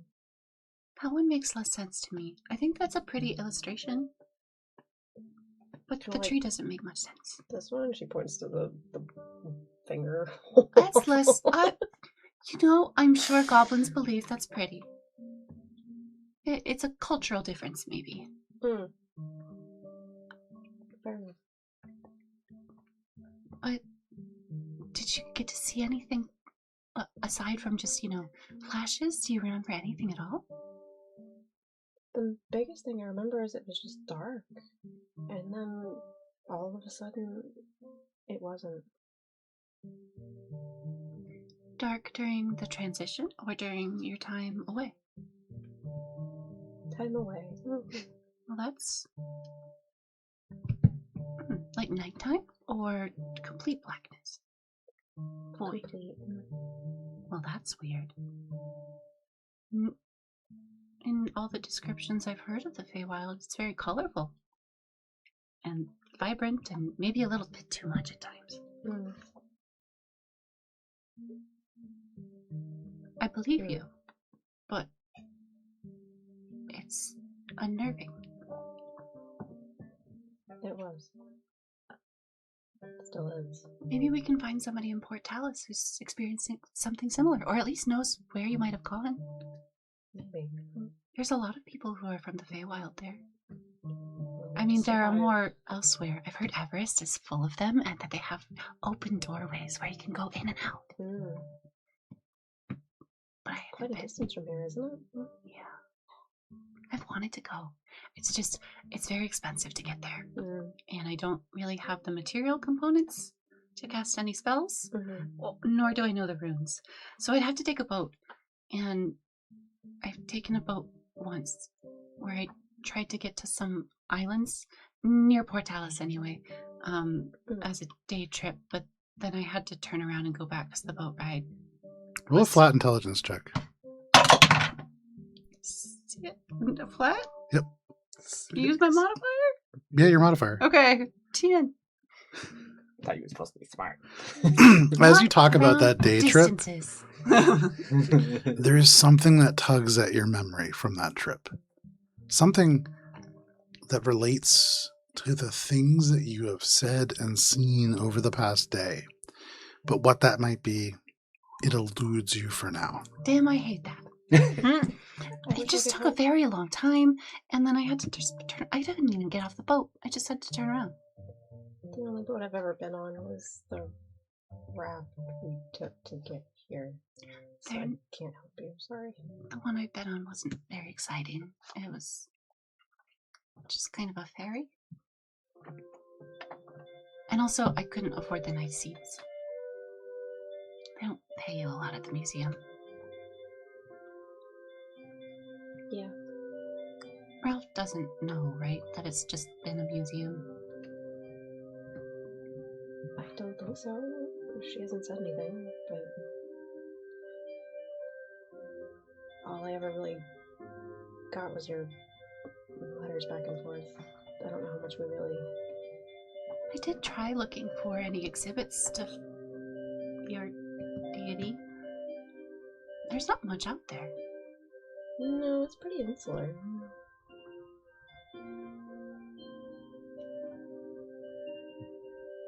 Do you think...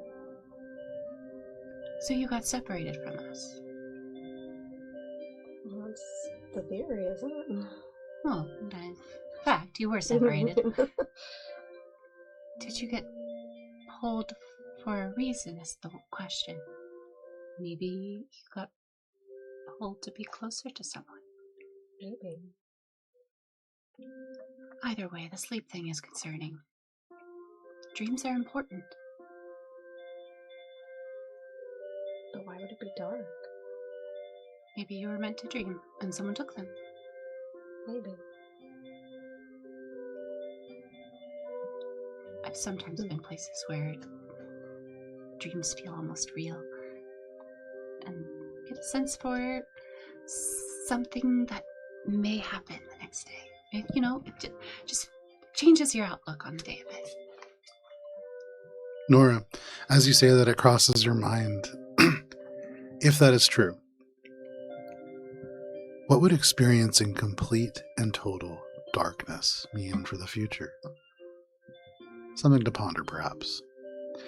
But at this moment, it is getting close to like 6, 7 in the morning. Your watch is drawing close to a close. Though the sun is likely overhead, the clouds probably obscure it. It is probably dark still above ground as well.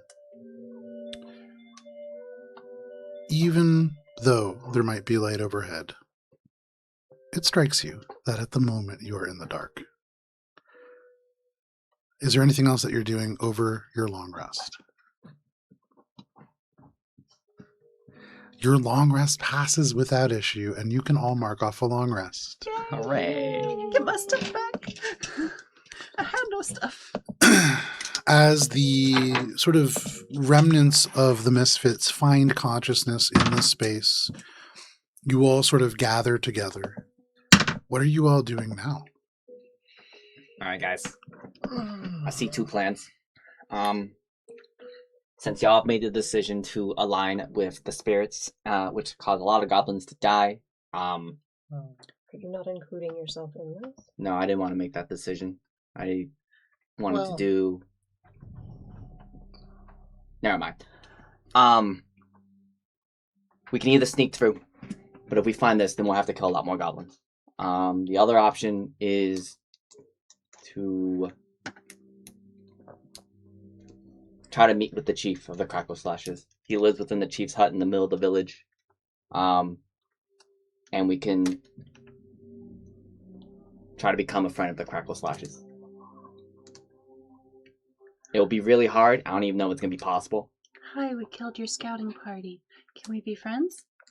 No, sorry. Hi, we killed all of your allies and then your scouting party. Can we be friends? It's just the wrong people. Yeah. Also, We've shown them that come we're and strong. Take the thing that's giving you power. And so we just might... So the idea is to convince them that it's better to have us on their side than not. And I think those are our options. And for what it's worth, I believe Ralph was there when the warden had mentioned that, like, yeah, of course you can treat with the chief as long as you're in good standing and haven't, drawn any kind of insult with the Crackle Slashes. Did I understand that? In my head, maybe I'm not... I understand that it'll be harder, but not impossible. Is it impossible at this point? I think it's as close to impossible as things get. Okay. But you're telling me there's a chance? Yes. The same way that- It's hard So for you're telling me. me there's a chance. It's hard for me to imagine a world where that happens. But Okay. Hey, you we're guys the have surprised me before. So, I don't know if we have enough to offer to make it to the chief, unless we could think of something really good. My only potential thought would be we have destroyed their ally. Do we know who they're beefing with? Sorry, that is more of a Wano statement than a. Do we know who they're in direct conflict with right now to balance it out? No, but we could ask. We can they do them a favor and But doesn't do an that errand for them. just beget more violence? Yeah, unfortunately, but And it prolongs our journey.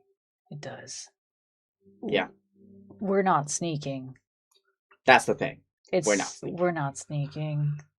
I My think thought is I wasn't there for the Mire Claw. True, you are an unknown. But you don't speak Goblin. I don't. But you will be with us. Not, And I don't think that detail will matter. not necessarily I if she should go goes in alone. first. That sounds even more dangerous. It's going to be dangerous. You put Grimgob under a cloak on Emmy's back, and then Grimgob whispers the translations into your ear, and then you just kind of you hope to phonetically announce or pronounce goblin correctly as he feeds you the lines. I like that. The only other thing I could think of would be to try to find an entrance into the underneath tunnels ish, but I don't think any of us are very proficient at digging. I think we may be less proficient at digging than at sneaking at this point. we are in the mountain area, and Yeah. I'd seen that there are other like cave elements, right? You had actually opened a kind of hidden door to what looked to be like a wine cellar. Right. And so, yeah, there's certainly other connection points to here. Is it conceivable from how distant we are? Because we're like on this side, right? We basically need to get down to the actual. You're somewhere in this region right now. You're very close. Okay. So The village itself is built in and around the estate. This estate, it's kind of hard to put into words how massive this place was. It was certainly 3 stories, but it spread out like a sprawling sort of villa versus just like a straight up sort of like house. There was, like carriage houses and all sorts of More like a external structures ranch as well. Yeah, style like a very villa. large compound, like a palace. And so it was huge, and it sprawled across the space and probably encompassed more than just the immediate yard around it. It probably had structures distant beyond. You're on the grounds of the estate. That's what this village is. we could try to just find some natural tunnels that may lead further down. We're already on the estate. If we look Make a history check. I think Obra City's there. Oh, poo. It's a low DC. It's a low roll. Oh, good. Drama. 8. With an I got 8, a fucking 2 on the die. Or 3. it's hard for you to understand how you might get from this wine cellar to an estate, but perhaps there are natural caverns that connect them. Damn. How could we get from this one room that would be in an estate to a different part of that estate? I'm so confused. How much does Ralph know about wine? I mean, that's kind of for you to decide. Yeah, fair. What does Tyr think about wine? Isn't Everything in moderation. Yeah. The wine of justice. The grapes of do I know you found a wine cellar? Mm-hmm. Okay, cool. Oh, yeah, I think he mentioned it. All right, cool. There's a wine cellar. Mm-hmm. Did it look like it was goblin made? No, we're here. Wine cellars. We've made it to the estate. Okay, because this seems goblin dug. At least the entrance we came in through was goblin dug. Yes. Right. Wine cellar. would need to be connected to, at the very least, the kitchens, It seems or as have if some they've broken other way through down or up. an old wall into the cellar through this natural cave/ossuary. So we could inspect that room. We could. There were goblins there last night. Yeah, they were having a party and peed on the door. And if we're trying to be sneaky, that's simultaneously the correct way to go, because that's where we need to go, but also where we would need to be extra sneaky. They may not be there anymore, or they might be so hungover that they're so asleep These they are will all not very know good us mays there. in our favor. But that's the best. We Barring can keep talking about it, or we could go. presenting like the biggest trophy of whatever is. I think we all know what we need to do. What were they hunting the other day? Us? The Crackle Slash. Us? No, before we made You it. had seen them kind of in the dark, in the night, through the light of lanterns, engaging in like a hunting party before they seemed aware of your presence. Oh, yeah. They were hunting something. Could it have been, I don't know. I'd suggest we check it out, but you guys want to move on. could it have been Grim. the Manticore? Do you want to No. join the ossuary people right now? You're trying to solve this problem. I understand the frustration. But the quipping. It would be better if you just said what you wanted to say. I already said it. We have two options: chief or sneak, and no one has. I think you're limiting our options to My fuel your own presentation frustrations. of chief or sneak right now is if sneak, wine cellar. If not sneak, perhaps big beast they were hunting. Maybe it was like a big problem beast they were doing in the middle of the night. Is that when people hunt? I don't know. Yeah, but we don't know anything about the beast. We don't, but if they had a party out, maybe it's large enough to be obvious. I'm just throwing stuff out there. And as you throw these things out there, as you ask questions and talk, there is one person engaging in action. Quietly on the periphery of this group, Nora has been laying cards. And Nora, you cast Augury. Mm-hmm. What are you asking? Will going through the wine cellar result in a successful sneak entrance to the muddy estate? When you draw this card, you draw a wheel. The card that you draw would lead you to believe that there is certainly a positive result that could occur from that direction.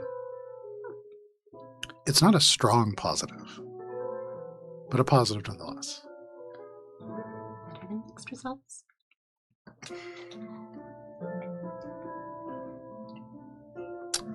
Well, I know what we need to do. But if you all need more time to figure out how, What is it that we need to do? we need to get to the Dirge Moon. Nora's left the bubble. You watch as Nora picks up her cards and just walks out. Nora, where are Also, you going? you don't have to walk out of the bubble because at the end of the 8 hours, Oh yeah, the the bubble bubble's gone. Hey, just Nora. drops. Nora walks out of the bubble of this room. Yeah, fair enough. You walk over to the door. Do you have an idea? What? Oh, aren't we going through the wine cellar? Well, We can. We It's can. this way. Are we deciding to sneak? I think it's a little late to declare our intentions. Technically, Grimgob declared them a while ago. It might be our best attempt. I don't know how well it's gonna go. Maybe we'll find a cool artifact on the way and be like, "Look what we found for you." Is it like right there, or is it like? It's like right there. You can Okay, smell Nora's key. like putting her ear up against it. Make a perception check.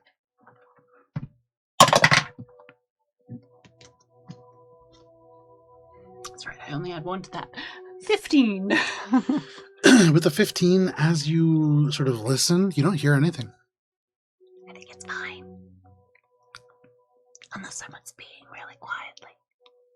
It smells a lot like pee. Why does it smell so much like pee?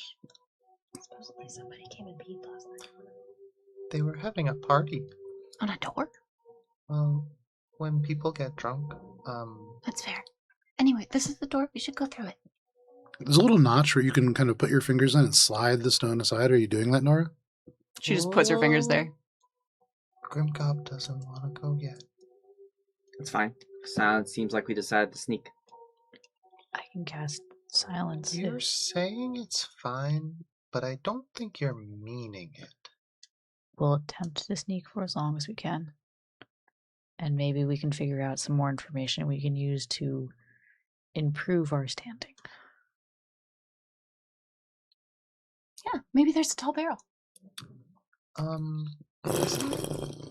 You just slide the stone aside. More difficult after you break into it to do that? As you slide the stone aside, you can see there is this space, like a short hallway that then emerges into a larger room with vaulted ceilings, supported by thick columns of pale granite. You can see rows of wooden racks lining these walls, filled with these broken bottles, just shards of glass, a few great oaken barrels that lie still stacked 3 or 4 high. There are a few stone casks here as well. The air here immediately smells like urine, but past that, you can smell the sort of sharp, acidic, almost sweet smell of wine and dark oak. Here and now, 20 feet ahead of you, laying down kind of across the hallway, 10 feet wide is the hall, so only about half the hallway crossed, there is a goblin. Their big ears just flopped out on the ground. They're like on their back, their arms wide. They look dead if it were not for the fact that, like, after about 5 or 6 seconds, this is a goblin with sleep apnea. And they are wasted. He's a magical CPAP. Yeah, kind of. But you can see kind of begins to kind of breathe again. And this is a goblin that is asleep. Beyond this, in the space, you hear other kind of murmurs and the sound of sleep. There are other goblins here. And to Ralph's point, it seems as if, or maybe Nora, I can't remember now, one of the twins, it appears as if they have partied themselves out in this moment. But you would need to kind of get a little further to see. Are you all sneaking? Are we sneaking? Stealth checks, please. Ralph is going to be at the back. Okay. If they Little see silence? us, I can keep them distracted Silence. for a little while.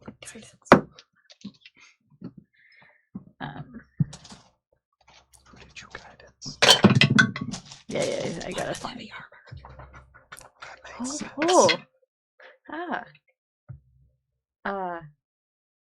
I think it's 13. Nice. 15. Okay. 18. Okay. Dirty 20. Okay. We're trending in the right direction. And then 11. 11. So you sneak into this space. They're Sneak is a probably strong at word. disadvantage because they're hungover, right? Unless they better The watch. air here is full of the sound of these sleeping goblins snoring loudly against the stack of casks that has been piled in the center. Some of them tapped, some of them apparently still having wine in them. As you sort of creep in, you do see, especially that first goblin, you have to sometimes kind of step right over him, especially Tonki. And there is this moment where you can see Tonki almost steps on the goblin. But holding all of your breaths, you make it into the room, into this space that is full of painted barrels. Ori, Tuli, you had actually seen a couple of these before, and now getting a little bit closer, you are sure. There are some symbols in Goblin that have been painted here, and though maybe you do not speak the language, these are not Vintner's marks. They almost look like Goblin attempts to kind of disguise them as Vintner's marks, but like there's no... It's like an AI version of writing, basically. They clearly have no idea what they are trying to copy. There is some kind of an arcane symbol in some of these barrels, though. Yeah. Can I do a check to see what those arcane symbols are? Make an Arcana check. You get a Arcane little closer to goblins. the center. Do I get my thing? Alder Wisblins. You do get your thing. As you make your way in here, you do see that there are stone steps that rise kind of up and up and up to the north. You can see that the ceiling continues to be vaulted up these steps. And then there is an exit that you are all kind of coming into as you turn. It's just like kind of sheer broken bits of masonry. And you can see signs that it has been stacked and kind of remortared to make it a little bit easier to blend in. What was your Arcana check? 18. With an 18, some of these symbols depict kind of crude goblin runes for fire. Some of them have crude goblin runes for death. And a few of these barrels have these jagged lightning bolts. Instead of grapes or years, these are traps. And though these goblins have had a party and there is alcohol here, some of these barrels are full of alchemist's fire. Some of them are full of probably highly conductive liquids. This entire room, you're getting the sense, is kind of a trap. And with that check as well, beyond the clutter of barrels, you do see on the southern wall an older archway of polished white stone. Unlike everything else in this space, it is untouched by kind of goblinoid markings. You do see dozens of tiny bone charms hanging from cords stretched across the opening, and for free, Grimgob. These are sort of superstitious things that goblins do to ward things out. Without even making a check, the goblins who occupy this space believe that there is bad things beyond the store, and so they have not chosen to frequently go beyond. And as the breeze kind of waves through there, those little bone symbols kind of clatter together, clicking and clattering. The goblins in the space kind of just kind of murmur and roll over. A few of them snore a little bit louder. How many exits are there out of this room besides the one that we went through? 2. One that goes up to the north, this set of stairs, and one to the south, this archway with the hanging symbols of bone. And with that perception check, you see through the archway just the faintest bits, the edges of the ceiling immediately around it, and there is an unusual molding in that ceiling that forms a smooth seam between the ceiling and the wall. And just barely, you can see gold-etched writing along that sort of stretch of the ceiling and the wall. What language is that writing Uh, At this distance, with an 18, you cannot see it. You would need to kind of cross the sleeping goblins to get over to that part of the space. Who's leading? Not Ralph. Okay. Which way? Sorry, go ahead. Would No. a visual perspective be helpful? Yeah. Ralph's in the back. But if it's an up or down situation, thinking if the down is where the clinky bad juju is. Obviously, the goblins wouldn't go the way that they have warded off. Yeah. Also, we probably can't communicate about this because we can't really probably talk unless we have Hand signals. message? Nora and I both have message. I can. This is too I know large. where she is at all times. I have so many encounter maps set up. This is too large of a thing for this encounter map. But all times. Not all times. or left my stairs behind. Give me just 1 second. It's not often you hear someone left their stairs behind. Well, You guys don't take the stairs out. Those are guys. Get out of the fucking Oh, pool. okay. And then they Yeah. try. I think we're at similar level. Oh, fuck. Whoa. You're right. All right. I can reset. Yep, I will fix that. So what you see is what you get. Guess there was a right answer into who gets up. I am significantly Not- less in danger. Not the tall person. Underneath the camera. Yeah, you're directly under. It's more. Yeah. I have definitely hit the camera. You've all hit the cameras before. Sometimes I hit them on purpose just to remind them. Yeah. We have all committed this crime. Don't get comfortable, Talon. So Motion sickness for all. let me pull up our battle camera here. You are all coming in from this long sort of hallway. You can actually lay that goblin down. He's passed out. This one? Yeah. Is that this one the way we came? Yes. And so the path to the south is facing you, Vincent. The path to the north is just that staircase that's going up. I don't know. Probably. So yeah, we stepped over him. Yeah. You're in the back. Yep. And then we'll be in the middle. In the middle. Tuli, I guess you're second back. I just like that there's just casually a ballista over there on the map. It's just because this takes up the entire table, and so everything I had to move around just Okay. winds up on You mean the... there's? Also a frog. I was about to say there's a Are cosmic these frog. actually not here? No, they're not there. Oh. Okay. It'll make you feel better. Emotional I do support feel frog. I feel worse. That was giving me comfort. Oh, and this is the chime way, and this is the way up. Correct. Okay. Nora kind of like looks back like, I point up. and Nora like messages to you. It's like, but I thought the Darch Moon was down. Oh, that's a good point. I changed my mind down. And then wait, is it 25? Where is No, it? that's Okay. just sending. I say, maybe I forgot where we're going, but that they warded that area. I explained that they warded that area off. That's what the chimes were. So I thought we wanted to go more into the state, but I realized if we look for George Moon, that's probably a good idea to go where they don't want to go. Nora directs to Tuli. Well, is there a direction the song's in? Oh, I can also hear it too, right, with the river cutter. As you heard it as you attuned. You don't No. hear it currently. Tuli, make a perception check. Guidance. Was it a D4? Mm-hmm. No. Does guidance have any verbal components, just out of curiosity? Good luck, kid. I think it's verbal somatic. You have would to go. know. I think it's just No. Okay. No guidance. Fuck that guidance. Okay. I was gonna say, I think She Good just luck, listening. kid. Why do you think Miguel always said the guidance? verbal That was the incantation. I was hoping I could get puff going up. 13. Okay. With a 13 from here, you don't hear anything. You don't see anything beyond what has kind of been described already. If you all want to try to creep into that space, please make another stealth check. Into what space? Either, really. Because you're creeping basically are- around some goblins. To Going. me. So which way we go? Have you indicated what direction we're going in? Nora kind of looked back, and then Grimgob, you would have all seen like. Okay. Ralph will, because now that we are many thing and more dangerous, silence.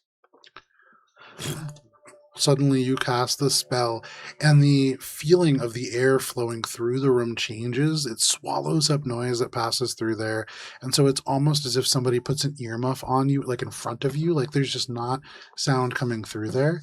And you don't need to make a stealth check anymore.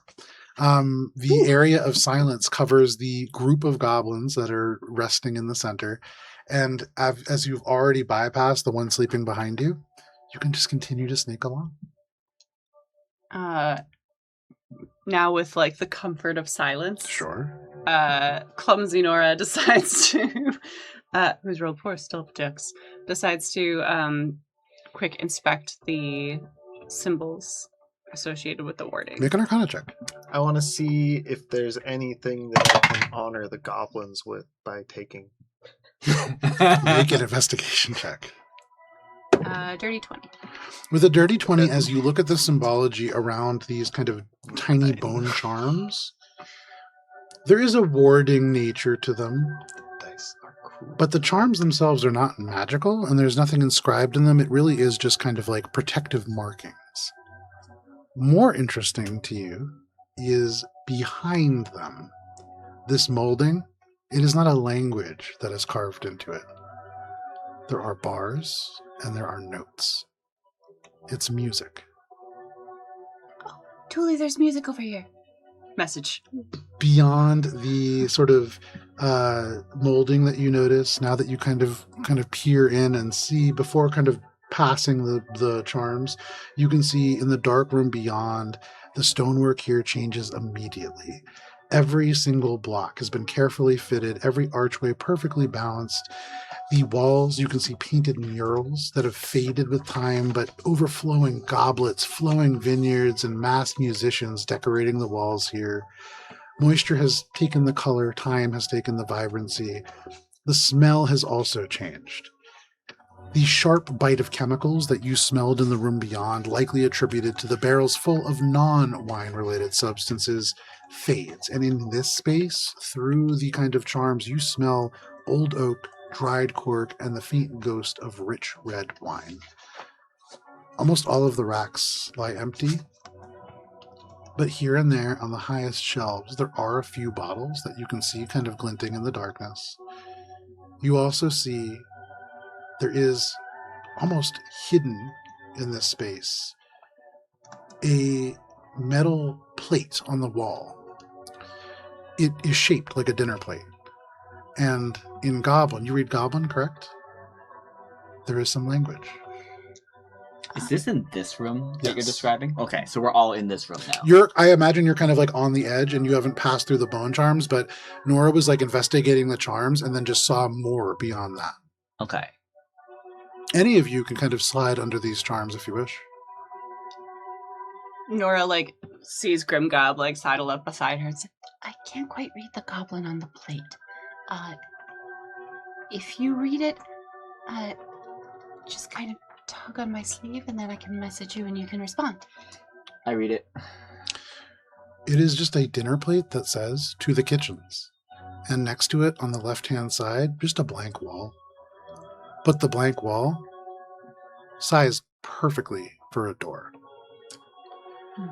The only other thing that you see here, now that you're kind of paying attention to this, is on the wall, all the way kind of on the southern kind of facing space.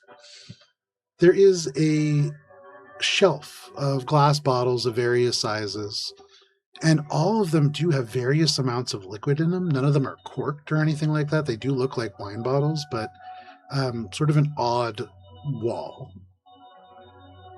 And that's what you notice. The bone chimes, do I know for certain if it's to keep the stuff, like, away from coming in here or away from Make an coming into insight there? check. And make it at advantage. Where were the musical notes that you pointed Inside out? this room. 16 insight. I thought they were on a barrel. They're like in the molding around this room. Oh, okay. For And it's you, old, so it's like... yeah.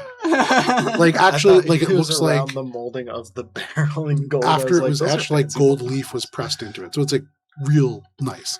For you, these charms are not meant to they're meant to almost cause superstitious goblins to stay away from it. It's a very loose kind of security curtain. It's the kind of thing that is basically a sign that says do not enter. Okay. And do not enter this area. Correct. Okay. You look around at these drunken goblins who are in an immensely dangerous room getting shit-faced. They're probably not supposed to be down here. This is probably like the last-ditch effort of what is essentially goblin management to keep them out of a space that they do not want them to go to. Guys, you can't turn the boiler room into And a a- break room. Like, that conversation happened a number of times, and finally they're like, you know what? There's fucking ghosts. There's ghosts back there. And that worked. And so, like, this is There are probably actually why this ghosts. is here. There's a carbon monoxide leak. Uh, We just can't find the source. So the dinner plate says to the kitchen, Correct. and it points to what blank just looks wall. like a blank wall. Correct. Okay. Are there any traps? Make an investigation check. I pull on your sleeve. And Oh, yes? information received.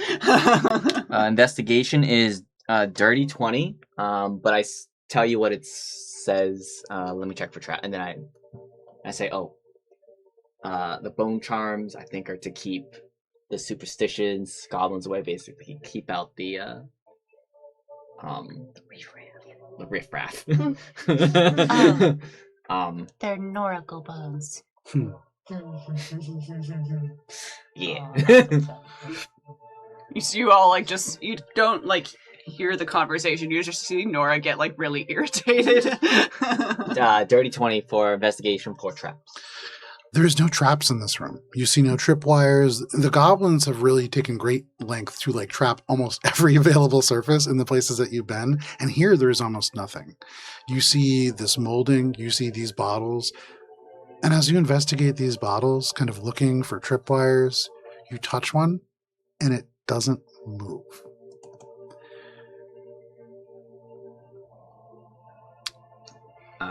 We're probably safe to go in here.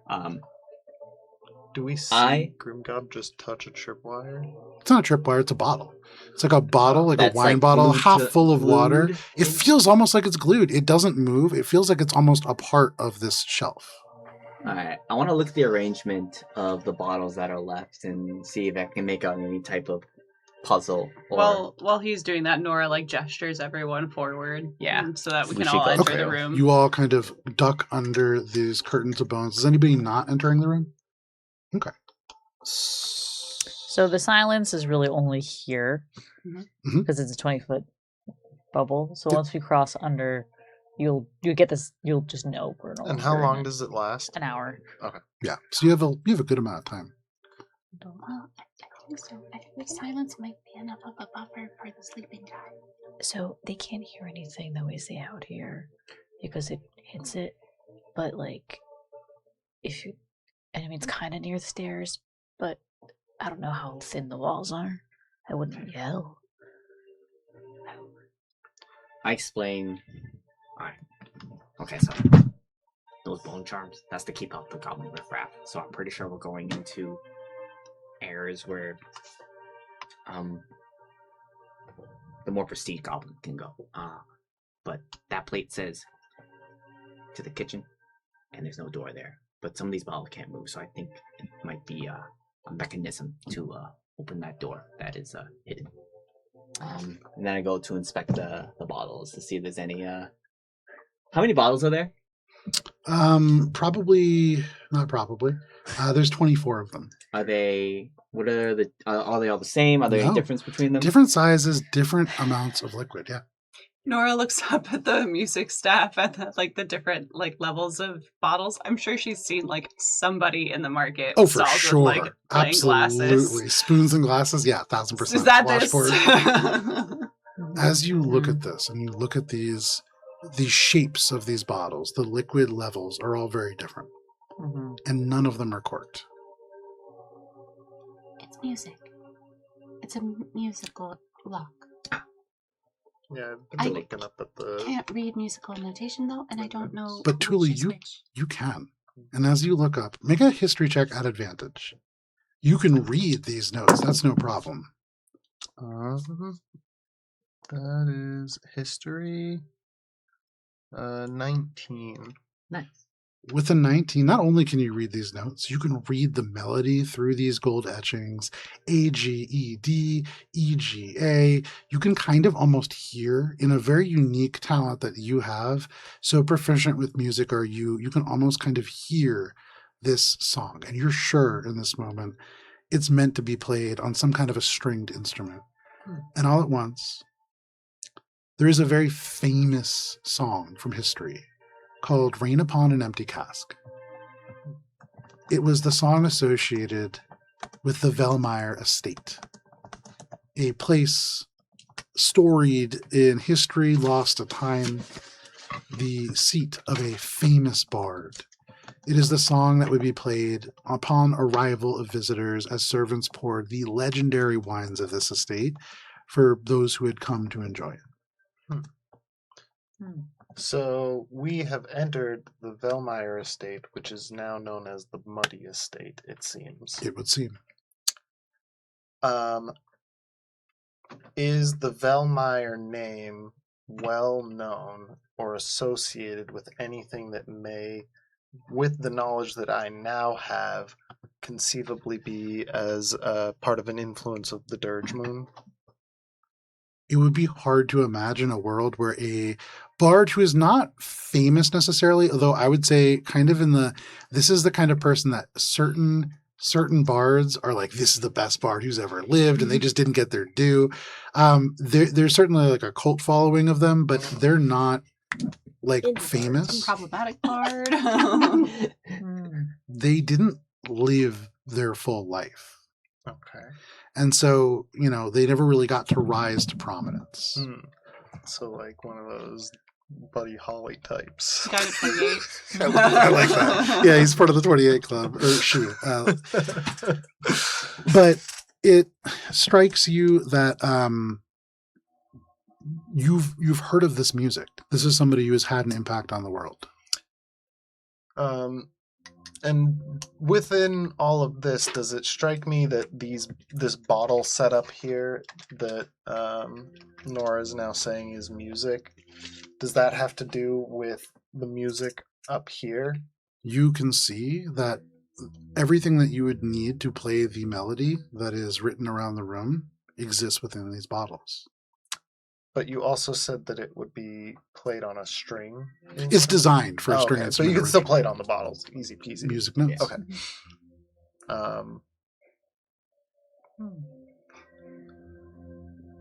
So that's probably how we get through. So I would play the song. Do you tell us any of that, or do you just start playing? I mean, Nora said it out loud, though. It's like, Yeah. oh, it's musical. Yeah. Does that say? No, Nora I says mean it like out loud. all that stuff about the Velmeyer estate. Oh, Do that. you disclose any of Oh, that? I'd be like, oh, this is the Velmeyer estate. So Tuli goes up and just taking, I guess, mallets that he has, just begins to Or you kind of- you can donk them. Sorry, my immediate thought was No, like that's for the bum spoons. dome. I guess also, finger actually, I would ribbon. probably just take out, if it is supposed to be played, I wouldn't use the fucking Going with the theme of bottles. the bone Unless, dog. actually, are the bottles part of it? You notice that these bottles 'Cause they literally don't couldn't move. move. Yeah. There's something almost Yeah, arcane so I think- about them. Yeah, I Like gotta so many use the notes. bottles. I would play it on the actual instrument it was designed for, but yeah. And we'll, I would you do can it the play way for it us was later. intended. You can play it for us later and be like, this is the real way to hear this I was music. thinking it was more like a vibraphone type situation with the bottles, but I'll do the... Okay. Make her happy. You go over and using your With finger, you create with bottles, resonance. it's usually more like... You imagine as you start doing this, and it takes you a couple seconds to get it to actually work. As you do the first one, it does begin to faintly glow. You play the A note, you play the G note, but as you finish the first bar, and you can see now the molding begins to light along with you, this light traces along the masonry to this blank stone door, and the stone parts. And you see a steep staircase that rises up and up and up. Up? Yes. Huh. The staircase, you can see draped along the sides, are goblin banners, goblinoid banners, beautiful, certainly captured materials, probably made not through goblin labor, but forced labor captured elsewhere, that has all of the heraldry, these lightning bolts of the crackle slashes, almost like banners leading up and up and up. But is the infrastructure itself behind the banners still... Beautiful stone walls, this perfectly fitted masonry. Even with the time that has passed, it has not begun to crumble or deteriorate. In the rain that falls ever more on the basin, it has not begun to degrade or leak. So this is like the estate proper. It would seem so. Can I make a history check on the nature of the stone crafting? Yeah? Do you That's have I get my cutting? Do you have Um, stone cutting? Technically, yes, you would. Do you have stone cutting with the asterisks? The weirdest, the He's got- weirdest he's got, technicality he's that I got could rock imagine. cutting. Why He's got 30 gods would... of shit. Don't worry about it. Why would Velmeyer... Why would the Woo! estate be I'm in gonna the stonecraft the basin? fuck out of these And how- stones. what was 25. Could have been a goblin. Yeah. When this was made, there was a group of dwarves who lived on this continent who could use mortar in a way that has kind of been lost to time. And the biggest sort of strength to this mortar, which is called coal salted mortar, is that it's waterproof. They used it to build their dwarven coal beneath the waves in a place that should be impossible for dwarves to exist.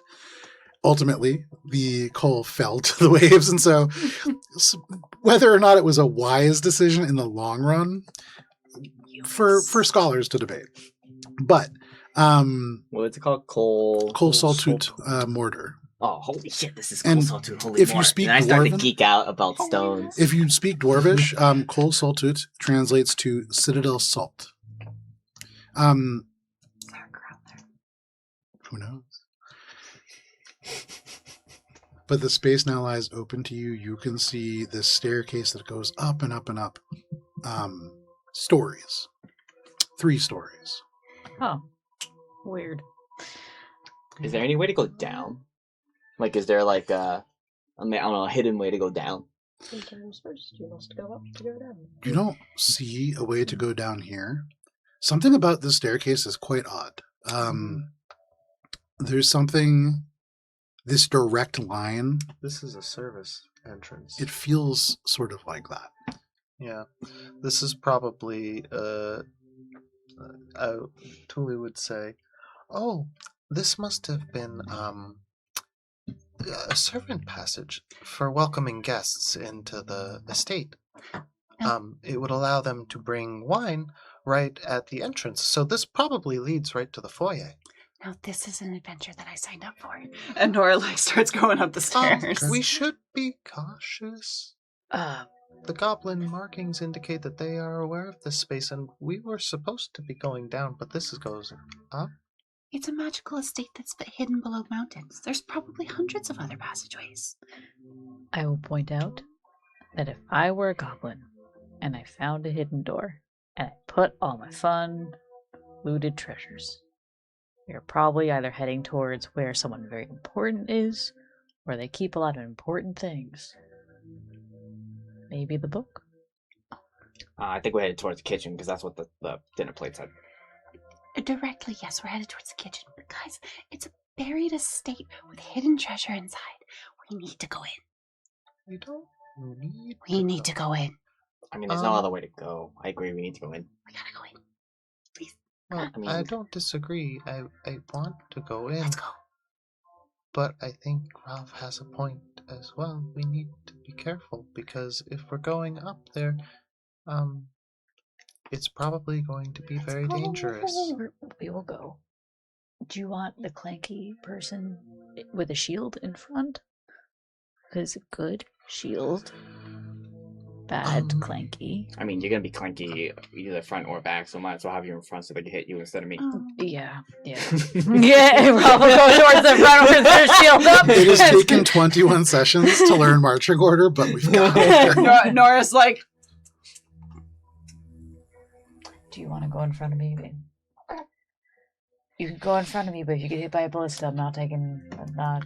Statistically, Nora is the tank of the party. Mhm. Actually, Grimcock might be there. Nora like lowers her voice and gets real close. Nora just messages. Magic. I'm not going to announce that this is that we know it's an ambush. And Nora begins to skip. Ralph will be right behind her. Nora, you make your way up and up and up these stairs to a sort of flat landing. Give me 1 second here. I cast mage armor. Okay. This mage armor. I cast caution to the wind.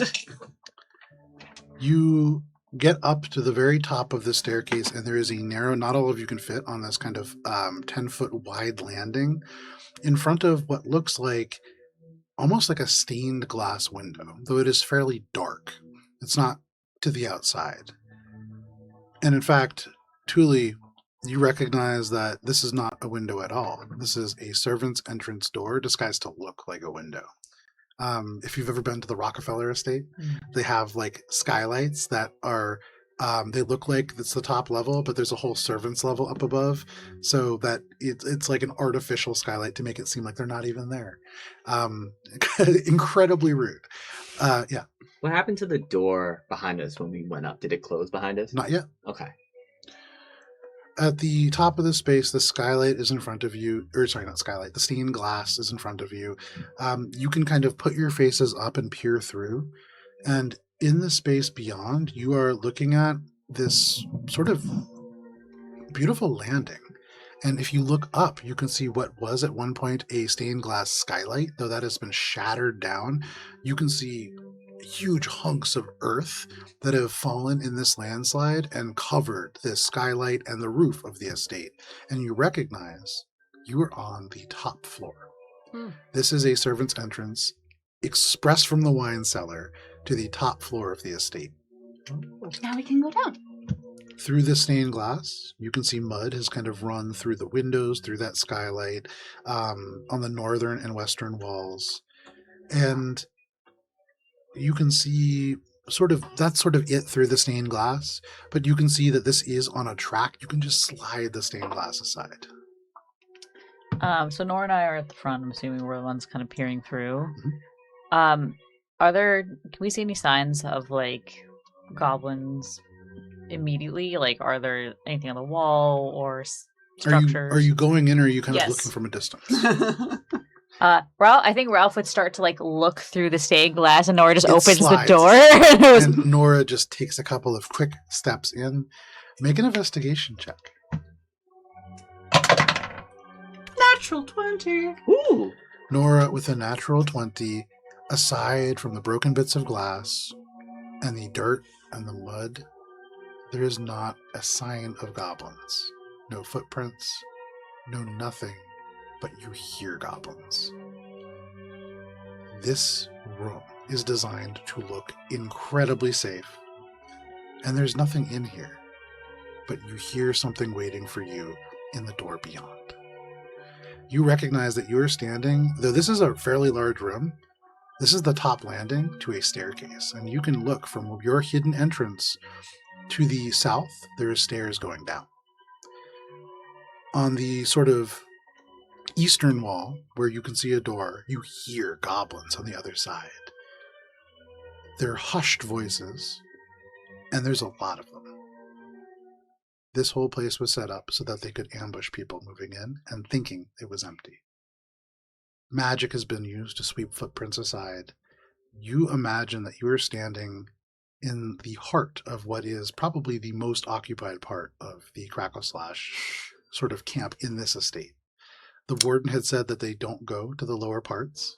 You are on the third floor. You just opened the front door. Nora, like, backs away, mage hands the, like, footprints away. Closes the door. You slide that stained glass shut. Everybody's in there. Well, not there, but like near there. If Well, we are on the top floor. yeah, Why did you do that? do what? Open the door. Because I didn't think anyone would be inside. But they told us that they would be. So wait, are we going this way, or should we double back down and try the other path from the party room? You can see on the southern sort of wall, there is the beginnings of a staircase going down. There's a room where With a natural 20, Nora, down that staircase, you smell something that smells tremendously of, like, body odor. And though you hear no goblins, you hear a larger sort of Hobgoblin? Yeah, we should probably double back around. We're in the muddy estate, though. That's good. There were no signs or anything. Oh. No, it's kind of just a room where they ambush people. Oh shit, we're people. Can we get a good We look are people, without but opening also, the door? Or a who decent is- look? You can make a perception check. Why are there a bunch of goblins sitting in a Well, I You've wanna seen most of the see- things that chamber are kind together? of in this room. Largely empty. More The only ways into that room were the secret staircase and the down, There and that is blocked room, the the guard room. room with the door that seems to have an ambush on the other side, and then there's stairs going down, And and then then stairs this kind going of up. hidden entrance that you are all entering into. Looking up, you may have been able to exit the skylight at one time. No longer. There is a landslide above you. I'm just going to put this out there. Tactically, if you're trying to get people, if you're ambushing someone, you expect them to come up that way, right? Yeah. And go through that door because they think they're going somewhere. But if the staircase down has someone already guarding it, and the staircase up is guarded that way, like, is this not just like a very strange setup to you? Are you asking how they know we're up here? Not how So they they have an know idea. we are up here necessarily, but like, Why the trap a ambush room that's already has no protected? entrance aside from one that's already guarded? and a secret one. I mean, Grimgod, make an insight check. okay. And One make it of- at advantage with some of the things that you've kind of put together already. What does your goblin mind think? Insight check 15. Goblin insight. The bone charms were facing kind of like away from this space to keep the other goblins out of here. It strikes you that the things guarding on the other side of that door, probably not to ambush all of you directly. Like Ralph said, they're probably there to just ambush anything that comes along. So what is below? They're not guarding from this hidden entrance. They're guarding from the stairs. Oh. And whatever that sound that you heard is, it sounded much bigger than a goblin. But it could also be that even further, that might be like a secondary guard, almost like a patrol. It's hard to really understand, but you get the sense that is not really an ambush as much as that is like a garrison. On the other side of this door, there are goblins that are waiting to ambush anybody that would come to do that community harm. This is designed so that anybody coming up these stairs would see nothing and maybe leave and maybe just carelessly walk, as Nora did, into this room, into the next one. And if there is something below that is part of the crackle slashes, it's probably like a scout. When you say below, what do you mean below? So the stairs go down, Yep. and there's likely a landing or level beneath this, and that is where that kind of grunt and that spitting sound came from. It's probably like someone on guard, like on patrol in Okay, a watchtower. So the door with the ambush behind and down the stairs with the grunt and the spitting. Those are Two separate things. two separate things. The doors but- to the west, and the they stairs are could to be the on the south. same side, or the garrison could be Oh, blocking I thought it was a against that single thing, which door. is could be a scout or could No. not be a Two scout. different things. Yeah, it's two different Right? things. Yeah. Door and an ambush is to the east, sorry. Gotcha. Mhm. And then Alright. to the south is these stairs. Yes. So they're So- basically As long I think as- Ralph has a really good point. There is an ambush there, but it might not be for us. It might be against the other passage, which has. Did you say that you heard something from there? Yeah. Yeah, could be against that, and that might not be with the goblins. Oh. So so that maybe the Yeah. staircase is how goblins move freely in between.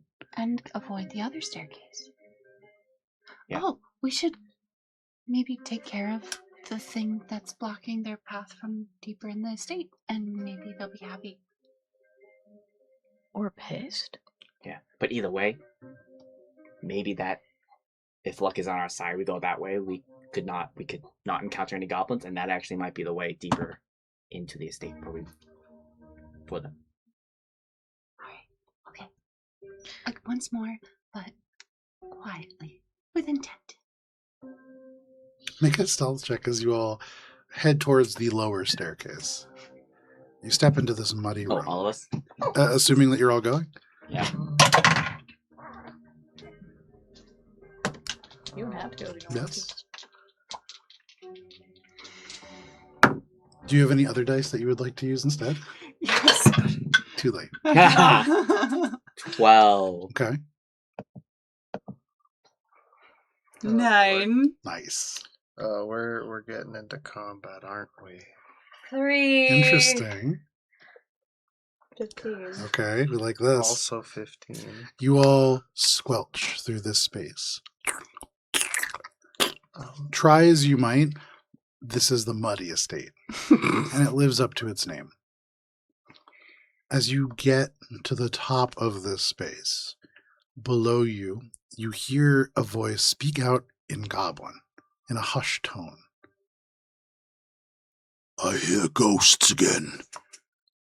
And then another voice, kind of thin and reedy. For the last time, they don't come up this high. You're not hearing ghosts. You're just mad you didn't go to the party. And you hear, not mad. Sad. And you hear like a rustling. Where is that coming from? Is that coming Below. from Downstairs. Okay, below. So Mhm. not behind the ambush door. Correct. Okay, I want to make sure that I understand that Nora also heard goblins behind the ambush door. Correct. Okay. The most goblins. The most, behind there's a them. lot of voices from behind that door. Now, as you kind of make your way here, you hear again this, and then, fine, I'll check. And you hear footsteps. Are they coming towards us? They're They are downstairs. going away from you. Oh. You hear footsteps return. Nothing, Arathunk, as there was nothing yesterday or the day before that.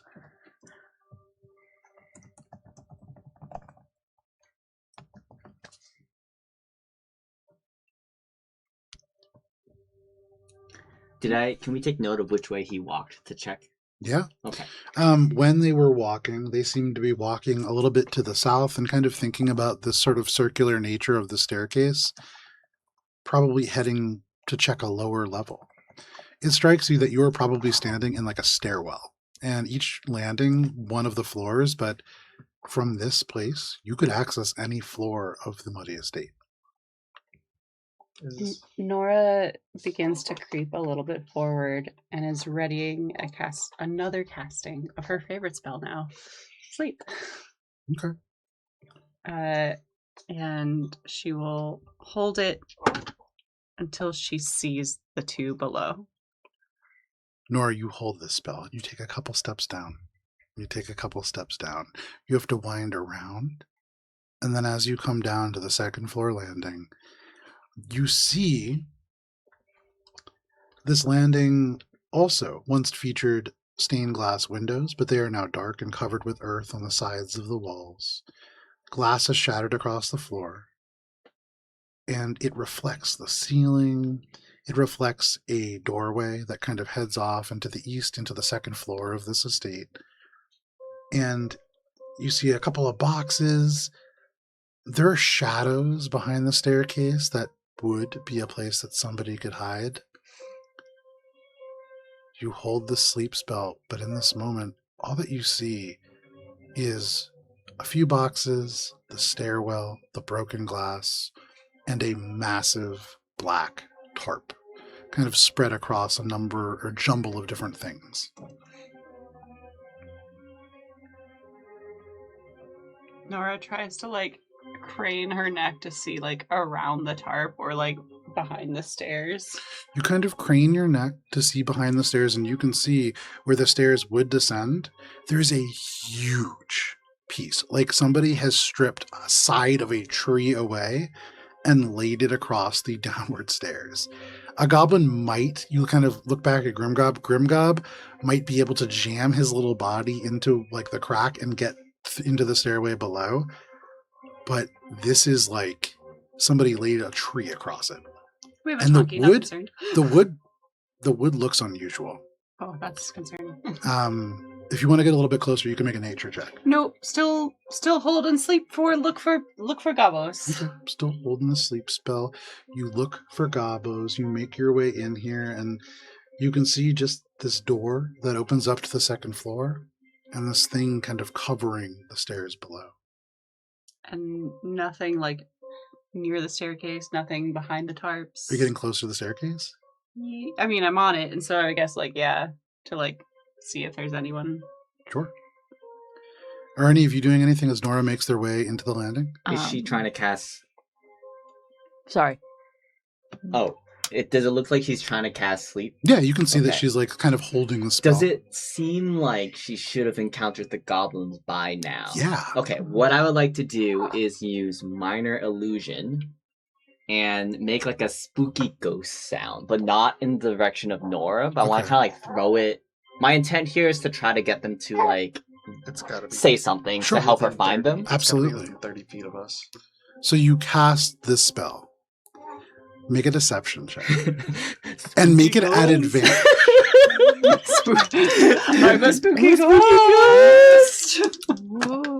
So are we in like the main atria and it's like staircases around and you can look all the way from the 3rd floor down? No, you're in just like an enclosed staircase. Okay. 16 deception spooky noise. Nora, in the darkness of the space, you hear a chilling sound. The sound of a specter, the voice low, begin to kind of moan. And to your left, this gigantic tarp away. And as this heel giant unravels itself, let me show you a visual perspective because it's ridiculous. I was really. The second Joe said like a covered thing, I'm like, we're so boned. It's like it's gonna be like at least a troll, if not something more. This was the map. I was thinking maybe an N. Hold on, let me, And this was the black tarp that it has covered Oh itself with. my And if you gosh. pull that tarp away, underneath it, you better believe there is a hill. Can I pull it away? Yes, you can. I don't think This 78 is creature going to be enough. throws us away, and you hear, "They've come for our song!" And as we slow time down, and as initiative is going to begin, because it is 10 o'clock and a great place for us to stop for the evening, this is where we are going to end our session. But when we pick up in 3 weeks, you're going to get a chance for the sleep spell, and then we are going to see what happens. I'm so sorry. I was so excited. I was also very excited for the ambush because that equally as fun, but like I was just the sheer ludicrousness of like hiding a hill giant under a sheet was really funny to me. Anyways, neither here nor there. We will get back to this in 3 weeks. Thank you for sticking with Yeah, us. what a cliffhanger. Please make sure that you stay safe. We're going to be gone for a few weeks, so it is wild out there. We will see you then. Goodbye. Bye. Bye. All right. I thought I was helping you. I'm gonna find die. the goblin. Man, that is so. I couldn't have asked for a better